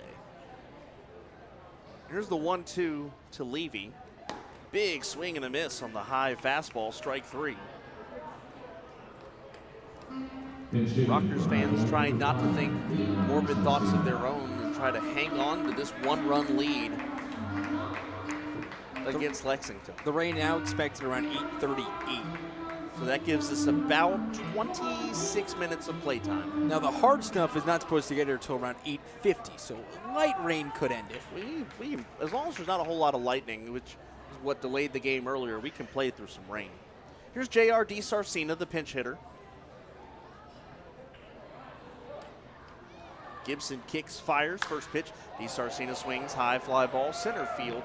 Racing over Sturgeon into the gap, makes the catch. And 2 quick outs here in the bottom of the 8th.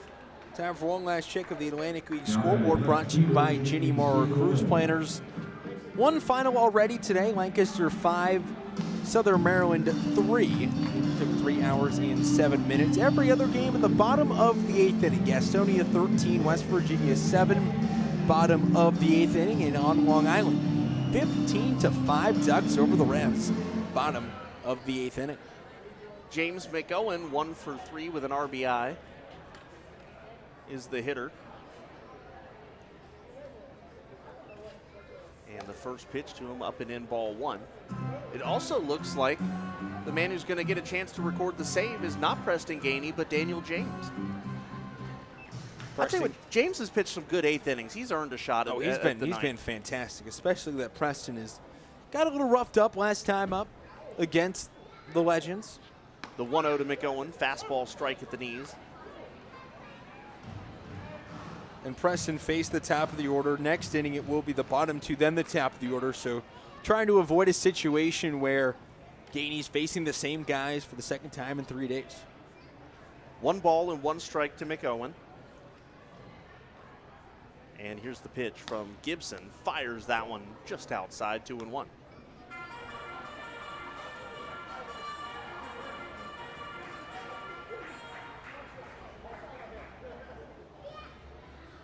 It almost feels like we are in the bottom of a bowl, and the edges of that bowl are dark clouds, and we're just sitting right in the middle of it as McOwen pops this one up into center field. Sturgeon there, but Sturgeon will make the catch. Baldachin looked as if he were going to take it, but it is Sturgeon making the catch for the final out of the inning. We go to the top of the ninth. Rockers are 3 outs away from a much-needed sweep against the first-place Lexington Legends. See if they can get it done. We come back on the Rockers Baseball Network, driven by Van York Auto. And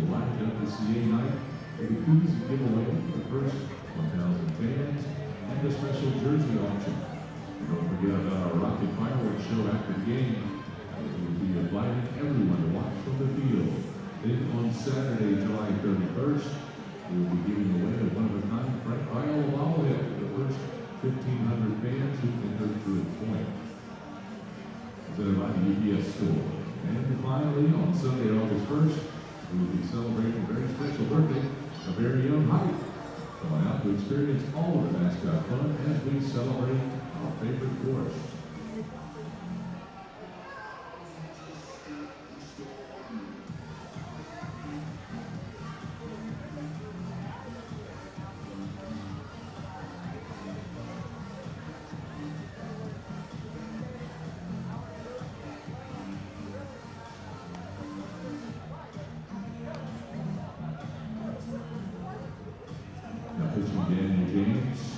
This call will be sponsored by Pregame Wireless, working hard to keep you connected and safe. It's your frequent service today.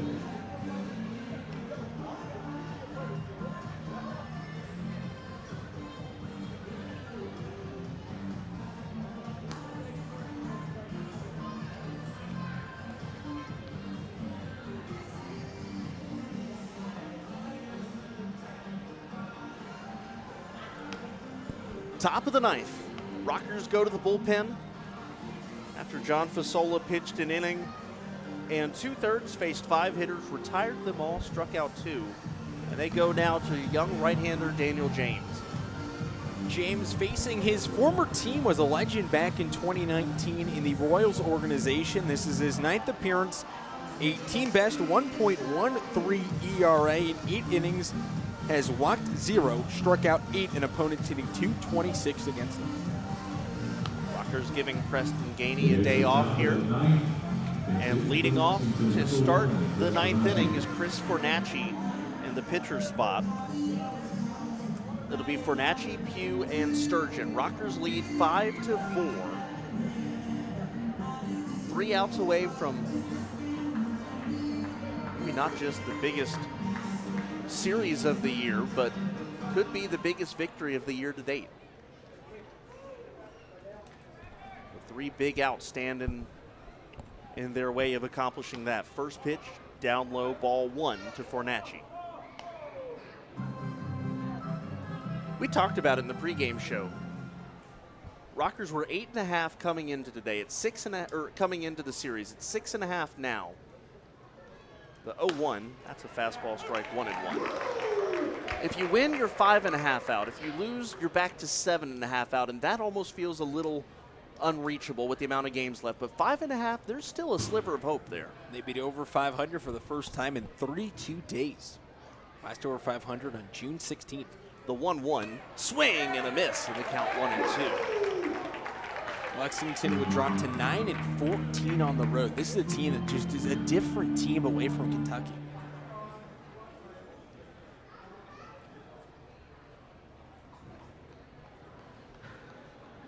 The 1-2 off speed, down and away, and the count now 2-2. And for High Point, the other thing from a moral standpoint, obviously you want to win this game. It's all about the victories in the win-loss column. But This was a team that could not get over the Lexington hump the first 3 series they played them. They've shown not only can they play with them, now they can beat Lexington. As that pitch just misses and the count goes full.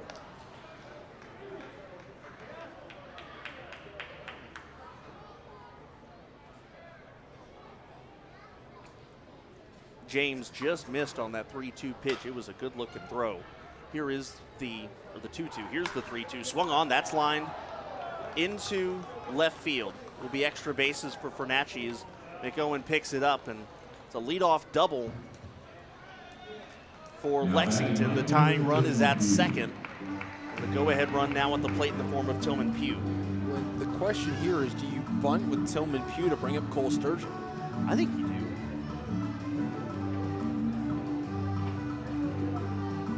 Steven Cardulo thinks he does as well, as he's playing well in at third base.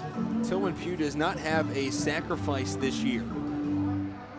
The only man who has one is Jake Romanski, along with Chris Fornacci, who just doubled.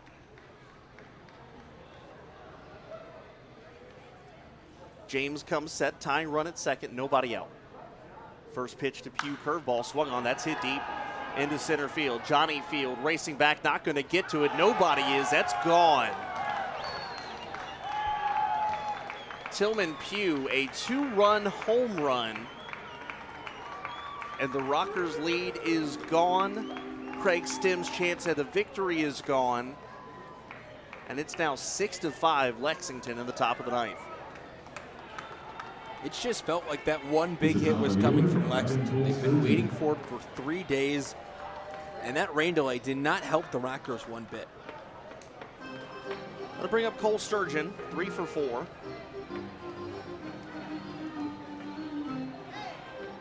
And just like that, Derek Self gets up in the bullpen for Lexington. The Legends closer as James deals first pitch fastball. Sturgeon will smoke this one into the right center field gap, and that's going to roll all the way to the wall. This could be trouble. Sturgeon thinking 3, and round second. The throw will not even go to third, as it is a stand-up triple for Cole Sturgeon on the first pitch of the at-bat. The Rockers bullpen silent currently. That brings up Brandon Phillips, who had a 3-run home run his last time up.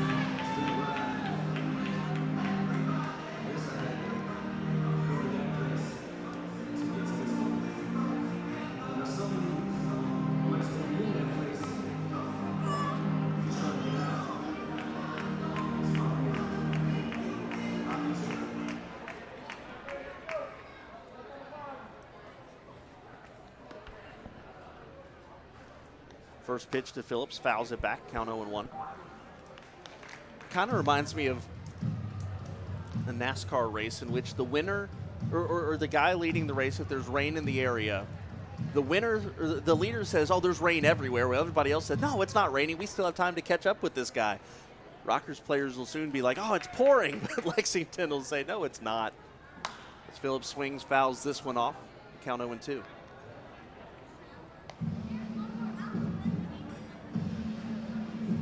Now this is a tough situation because the rain is expected in about 15 or so minutes.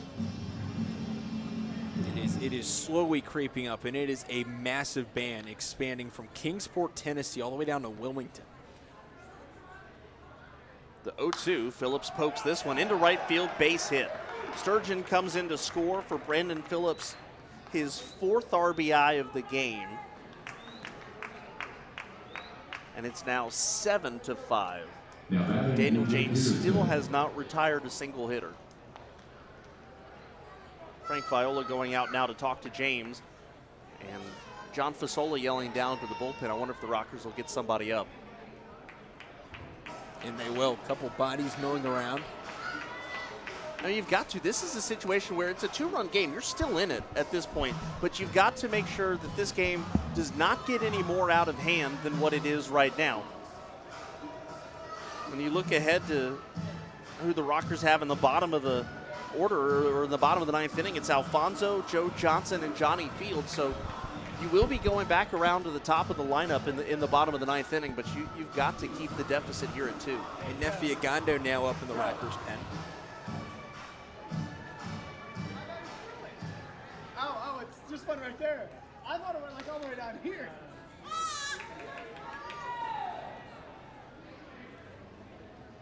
How did I get there?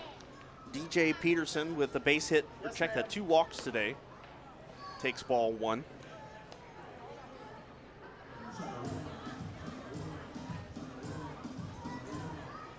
Lexington has also hit for the cycle this inning.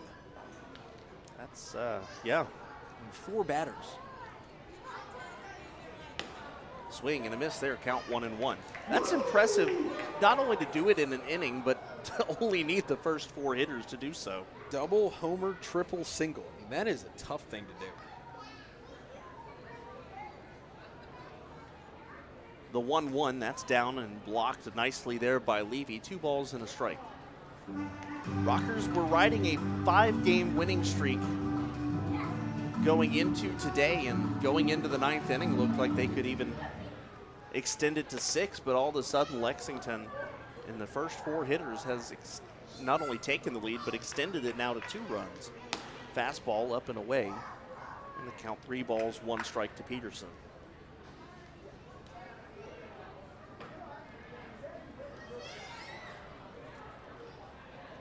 Brandon Phillips, the runner at first.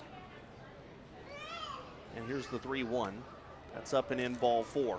5 consecutive Lexington hitters have reached base. We don't want to see that ever, but especially not in the 9th inning. And there's still nobody out. Bryce Hensley and all the guys in the dugout trying to get the attention of Nefi Gondo, pretty much saying, get going. Here is Jordan Pacheco, 0 for 4. Runners on second and first, still nobody out. Line score 7-11-1 for Lexington, 5-9-0 for High Point. Runners go. Here's the pitch down in the dirt. And the only runner to actually go is Brandon Phillips, as Peterson faked it at first base.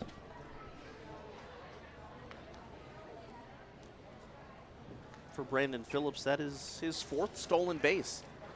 39-year-old legs and still getting it done on the base paths. 1 ball, no strikes to Pacheco, up high. And the count 2-0.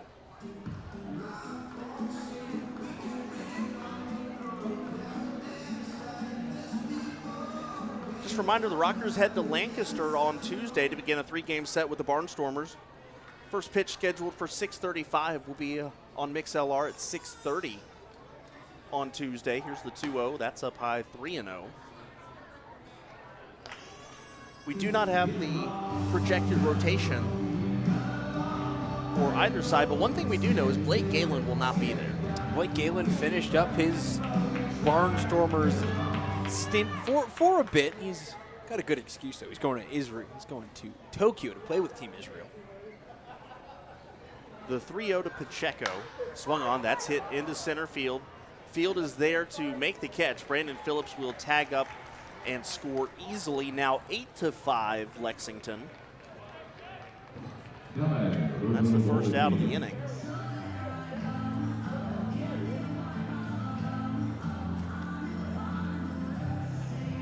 And Jamie Keefe will head to the bullpen. It should be Nefi Gondo. So we'll step aside when we come back. 1 out in the top of the 9th. Lexington has scored 4 to take an 8-5 lead.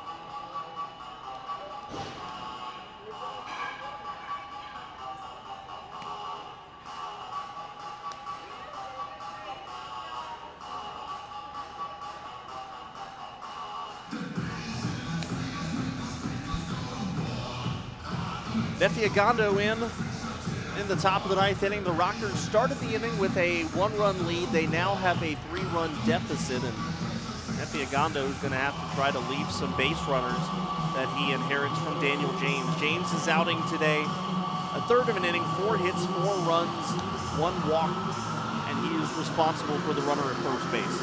Regondo, 11 appearances. This is his 12th. Through 9 innings, 11 walks, 4 strikeouts, 333. The opponent's batting average against, but his last 3 appearances have all been scoreless within his last 4 and has not allowed a hit since July 1st against York. That's 4 appearances. Roberto Baldachin, the hitter, runner on first base and 1 out. That runner is DJ Peterson. Regondo deals first pitch, off speed, in there for a strike, in the count 0-1. Derek Self continues to throw in the bullpen for the Legends.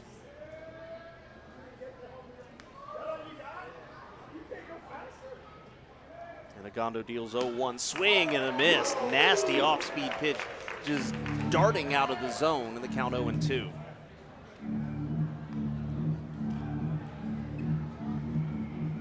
Things will get very interesting if we happen to run into another delay in the 9th inning, in the bottom of the 9th even.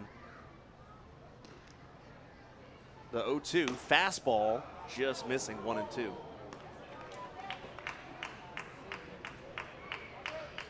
Because then you could have the Rockers saying, hey, let's extend the rain delay, because if they called the game, it would revert back to the final score at the last previous inning. But then you'd have Lexington a couple outs away from the win.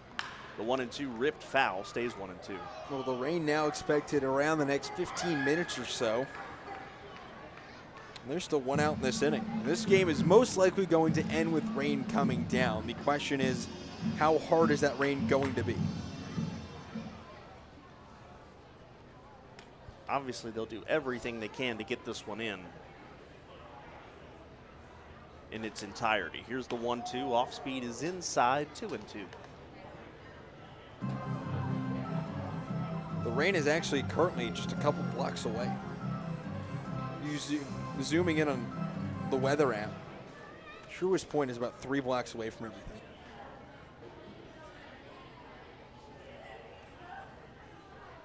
The 2-2 from Regondo spikes this one. It goes up in the air. Levy picks it up, but there's no chance to make a throw on the wild pitch. So the count goes full, and Peterson heads to second.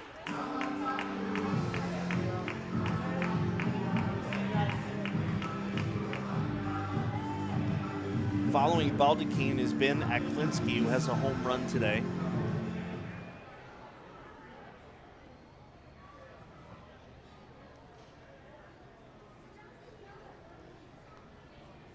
And Regondo comes set. Here's the 2-2.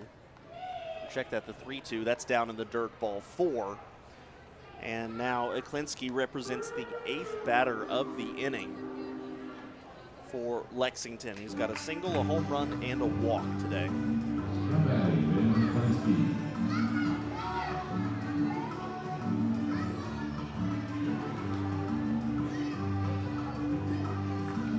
Runners at first and second, 1 out. Well, I'll tell you what, we were talking about Blake Galen before going to the break and how he was going to go play for Team Israel, and the Rockers will miss him while they're in Lancaster next week, as that pitch up high, ball 1. But for Galen, that's got to be doubly cool. Not only are you going to go represent a country in the Olympics, but you get to play with Ian Kinsler and Danny Valencia and guys that you even saw a few weeks ago in the Atlantic League. The 1-0 to Aklinski. Curveball, that's in there for a strike, 1-1. Well, and Israel is still a country that has shocked everyone with the baseball prowess, especially in the World Baseball Classic. There's a bunch of guys who went up against Korea, who is one of the best teams in the world, and beat them.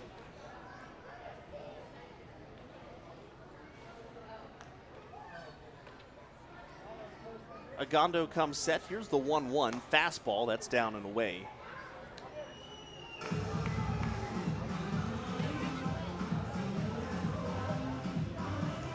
Team Israel managed by Eric Holtz. Used to have Sean Green manage them at the World Baseball Classic a few years ago. 2 balls and a strike to Aklinski. Agondo delivers. Swing and a miss. Got him to chase a hard biting slider down, and the count 2-2.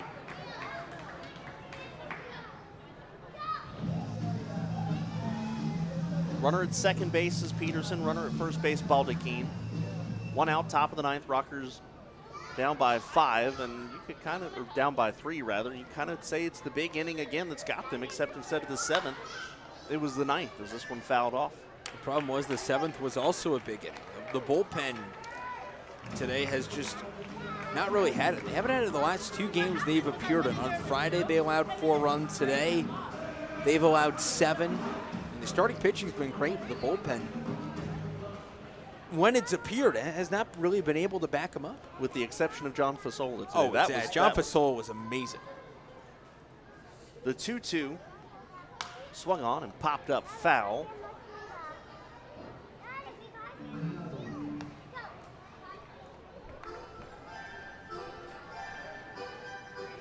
Much needed off day for the Rockers tomorrow.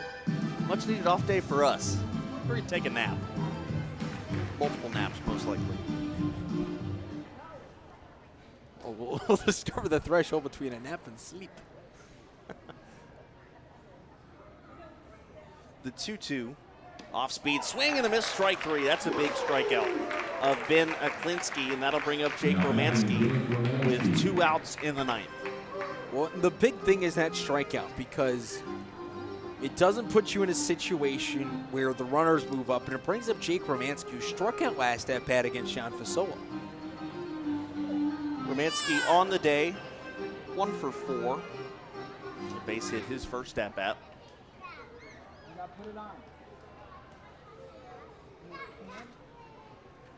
Fastball swing and a miss from Agondo. Threw so hard his hat was kind of knocked akimbo. I don't know. The fastball for Agondo at 92, 93 miles an hour right now.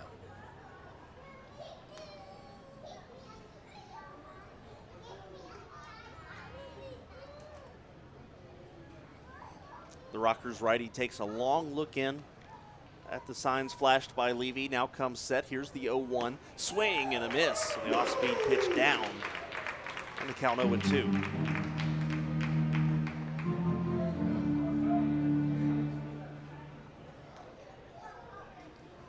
Well, instead of being 1 strike away from a victory, the Rockers 1 strike away from going to the bottom of the 9th, looking to see if they can mount their first come-from-behind 9th inning win this year, as this pitch is fouled off. Count stays 0-2. And that's been the thing, is this team has not shown the ability to really come from behind this year. You look at how they do trailing after 8 innings, which I understand this is the 9th inning, but trailing after 8, they were 0-16 this year. We just have lacked sort of the juice that was in 2019. Led to all sorts of wild comebacks. The Rockers walked off 4 times in the month of July in 2019. No, 5 times. The 0-2 fastball. Effie thought he had it walking off the mound, but didn't get the call. 1-2.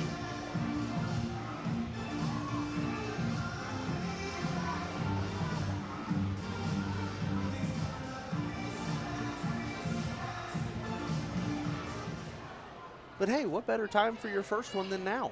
Exactly. Again, it'll be Alfonso, Johnson, and Field, the 3 scheduled hitters. Here's the 1-2 curveball, fouled off, and Cipriano Garcia, the third base coach, darting out of the way. That's not really the reaction I would expect from a former minor league catcher in Cipriano Garcia. All I'm saying is Jamie Keefe would have made the play.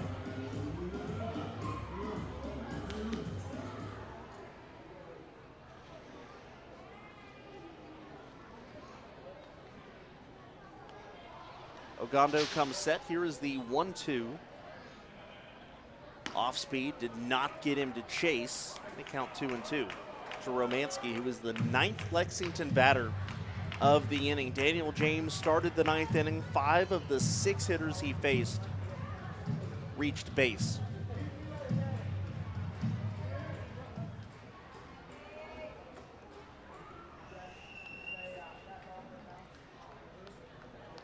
Here's the 2-2. Off speed, swung on and just getting a piece of it. And the count stays 2-2.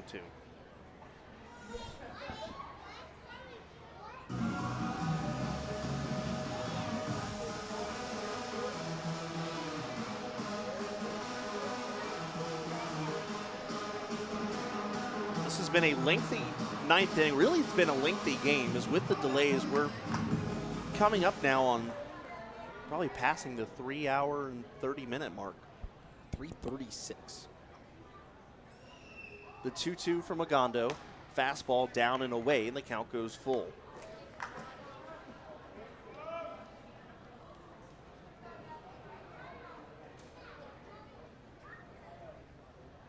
It has quickly gotten dark here at Truist Point, and not because of the sun setting either. Although that is happening right now as well.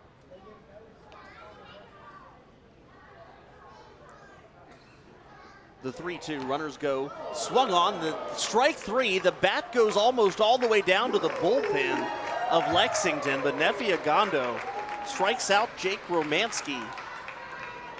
That bat flying down to the bullpen. If that was the wildest part of that at-bat, it signifies what has been a wild top of the ninth. We go to the bottom of the ninth inning, and the Rockers need 3 runs to tie, and they'll have to do it against closer Derek Self when we come back on the Rockers Baseball Network, driven by Van York Auto.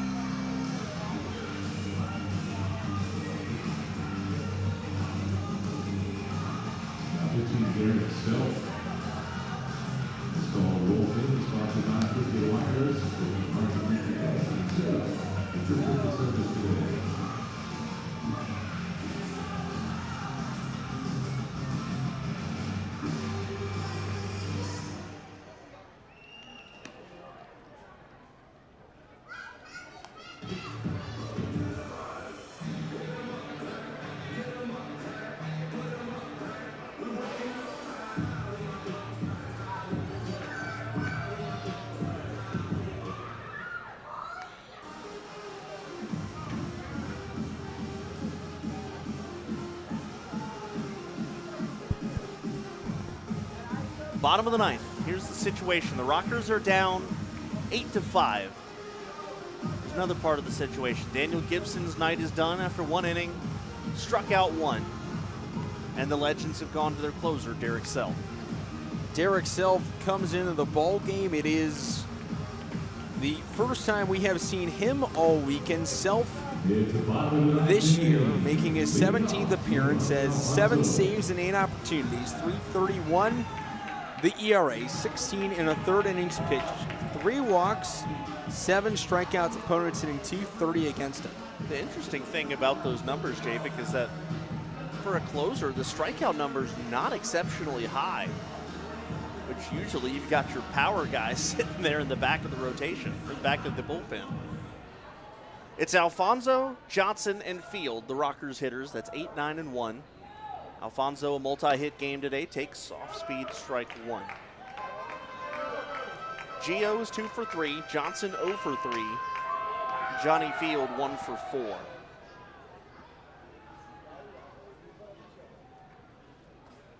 And here's the 0-1, and that one just below the zone. The count 1 ball and 1 strike.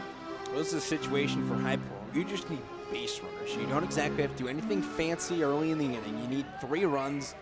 Means you need just guys on base any way you can get them. Self delivers the 1-1. Alfonso swings and fouls it off in the count 1 and 2. Well, the Rockers seem to have no trouble getting back to 500. It's getting over that has been the issue.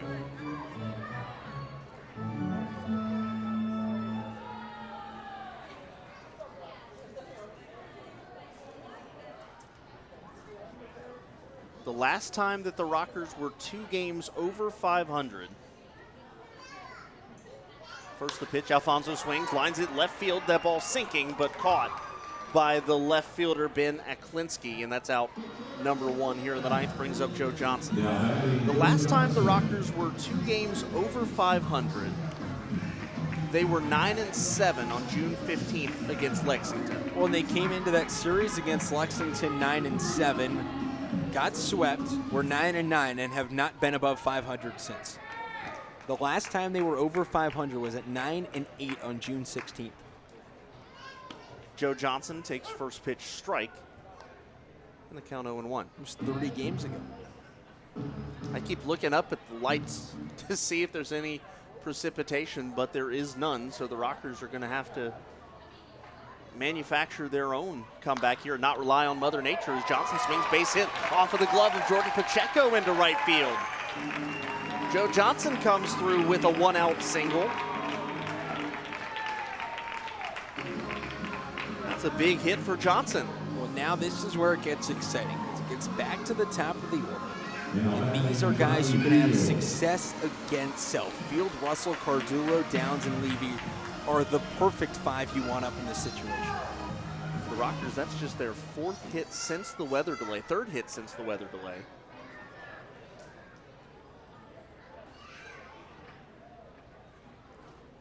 And Self delivers first pitch to Johnny Field, takes for a strike.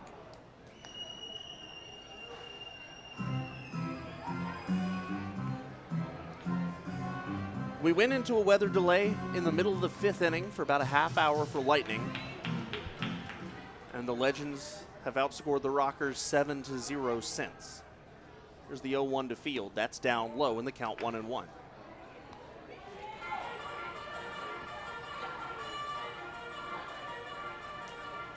A loss for the Rockers would drop them to 7.5 behind Lexington in the standings,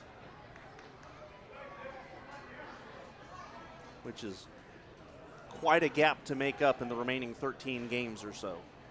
The 1-1 to Field, swings, lines this one deep to left. It went foul. Johnny Field hit that ball out of here, but it did not stay fair. And we count 1 ball and 2 strikes now. Well, that would have turned this place upside down if that ball had stayed fair and made it a 1-run ball game.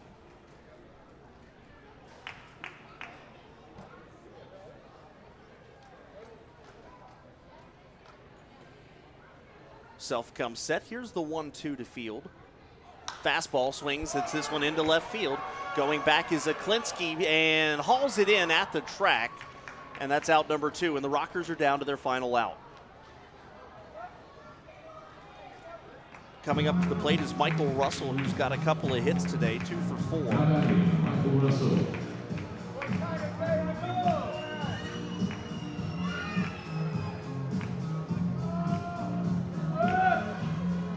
Yeah, you think if that weather delay doesn't happen, Craig Stem maybe can go 6-7 innings. This game's completely different if that weather delay doesn't happen. And the offense doesn't have to break its momentum either. Russell swings a high chopper towards third, bobbled there by Peterson, and there is no play. So the Rockers stay alive. The tying run comes to the plate in the form of Steven Cardullo.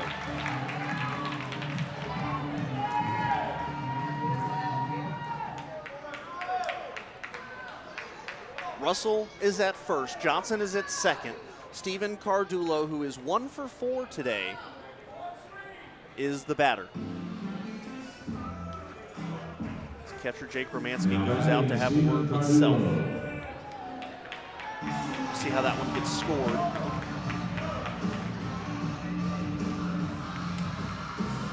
Peterson came in charging on the ball. It wasn't necessarily I wouldn't call it a quote-unquote standard effort play. And it is going to be a base hit for Michael Russell. That's his 3rd of the game. So the batter is Steven Cardullo, and I can't think of a better guy to have at the plate right here. Self kicks, fires, first pitch. That's down low, ball 1. You can't think of a better guy to have on deck if Cardullo gets on base. And the rain is now starting to fall. It's very light, but there is rain if you look under the lights.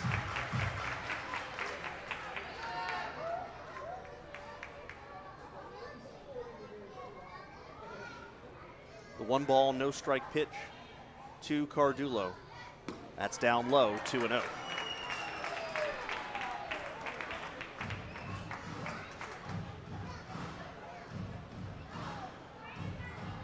Tying run at the plate in the form of Steven Cardullo, but for right now, the only thing the Rockers need to focus on is extending the inning. You get on, then the next guy gets on, just continuing to work down that line.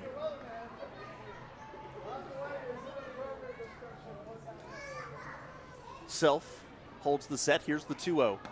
That one a strike at the knees, 2-1. What we've seen from Self here is a heavy diet of fastballs. And Cardullo is a fastball hitter. If Self misses by about an inch on that outside corner and comes back in towards the middle of the plate, Cardullo is putting this thing to the moon. Rain starting to pick up in intensity now. Cardullo, a big swing and a miss. 2-2. The Rockers down to their final strike as a couple of fans starting to work their way up towards the concourse area. That was exactly the type of pitch from Self that Cardullo wants to pounce on, that fastball towards the inner part of the plate. 2 balls, 2 strikes. Lexington 1 strike away from avoiding a sweep. Self comes set. And here's the 2-2. That one just off the plate, and the count goes full. What a take by Cardullo.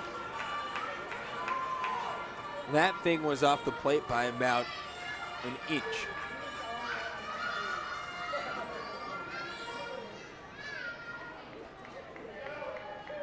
Romanski flashes the signs.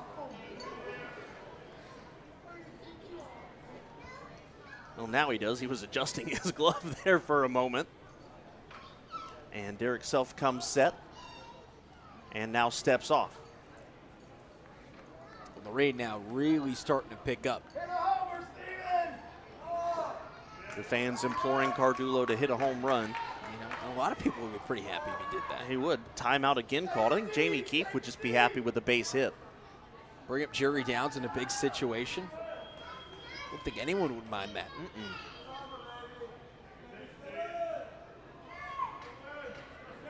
Downs and then Levy behind him. You've got some big bats. Here's the 3-2. Cardullo swings, a one-hopper to Baldacchini. Picks it up, throws to first base. Cardullo stretches, he's out. And that will do it. The Rockers lose this one as Cardullo is thrown out by half a step over at first base. And the Lexington Legends take it by a score of 8-5. We'll be right back with the Rickster's Grill postgame show on the Rockers Baseball Network, driven by Van York Auto. Back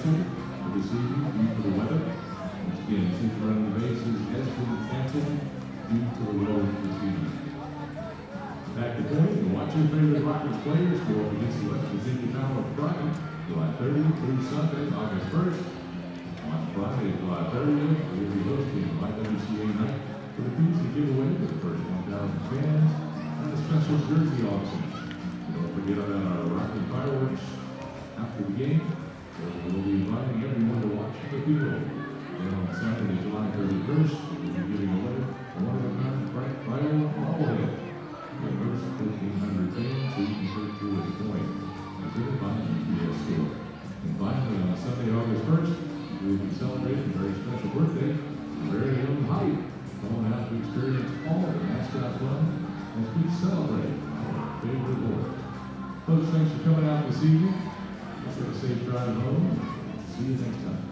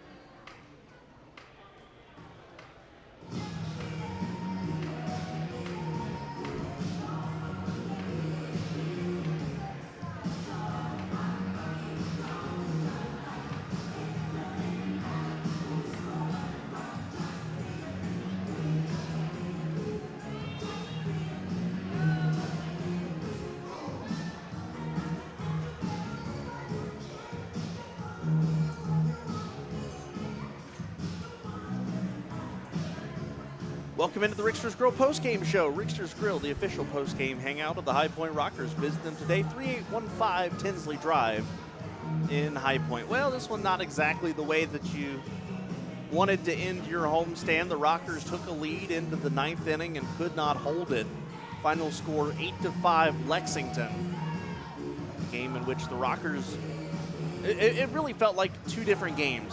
The Rockers had the advantage offensively and defensively up until you got to the midway point of the game. At the middle of the game, there was the 30-minute weather delay, and the different Rockers team came out. It was almost like first half, second half in a football game where the team that goes into the locker room at halftime comes out and just isn't the same team in the second half, and that's really what it looked like tonight. It really did feel like that. It was a game for the Rockers that the first half went great, and then ever since that weather delay, everything just kind of went the wrong way and went haywire. The offense just wasn't there. The pitching kind of faltered, and Lexington took advantage of it. So the scoring recap for today, the Rockers pick up 2 in the first inning. Jerry Downs, an RBI base hit, an RBI base hit right behind him by Stuart Levy makes it 2-0. In the third inning, the Rockers score 3 more. A sacrifice fly by Levy, and then a double by James McOwen brought in a run, and Giovanni Alfonso's base hit made it 5-0 Rockers. In the top of the 4th inning, Ben Aklinski leads off with a solo home run, and in the middle of the 5th, we go to a rain delay. The 7th inning, 3 runs come across for the Legends against Rockers reliever Daniel James on a hit by pitch, a walk, and then a 3-run home run. Check that was off of Brian Clark, not Daniel James. A hit by pitch, a walk, and a 3-run home run by Brandon Phillips makes it 5-4. But the Rockers still have the lead. Top of the 9th inning now against Daniel James gives up a double, a home run, a triple, and a single, and a sacrifice fly coming a little bit later by Jordan Pacheco made it 8-5. And the Rockers got 2 guys aboard in the 9th inning but could not score, which prevented them from sweeping the Legends and drops them once again below 500. Let's get your final scoreboard update around the Atlantic League, brought to you by Ginny Maurer Cruise Planners. It was a high-scoring day around the league, save for one game between Lancaster and Southern Maryland. 5-3 the final score. Barnstormers over the Blue Crabs. Gastonia 15, West Virginia 7. Final there. And on Long Island, 15-7, Ducks over the Reps. Time to hand out a game ball for today, and I think for me it's got to be Craig Stem. Another tough luck outing in which he pitches his guts out and doesn't get the decision. Craig Stem, 5 innings, 6 hits, 1 run, 3 walks, 3 strikeouts, 1 home run allowed. But I think for me, without a doubt, Craig Stem was the player of the game. Oh, I'd agree with you there. Craig Stem was absolutely fantastic and really adds on to what's been a lot of hard luck, no decisions for him. His best start of the year, he gets a win. And one of his starts where he just didn't have it, he gets the win. And then his best start of the year, he gets the loss. Today, probably another start where he should get the win, as he did earlier this year against Lexington. Pitches great and just doesn't come out with the victory. Well, if woulda, shoulda, couldas would give you a win-loss record, Craig Stem would have about 4 or 5 wins so far this year. The winning pitcher tonight is Daniel Gibson for Lexington. Derek Self picks up his 8th save. The loss goes to Daniel James, who falls to 0-1. Again, the Rockers head to Lancaster after an off day tomorrow to begin a 3-game set with the Barnstormers. First game on Tuesday, set for 6:35. First pitch will be on MixLR at 6 o'clock.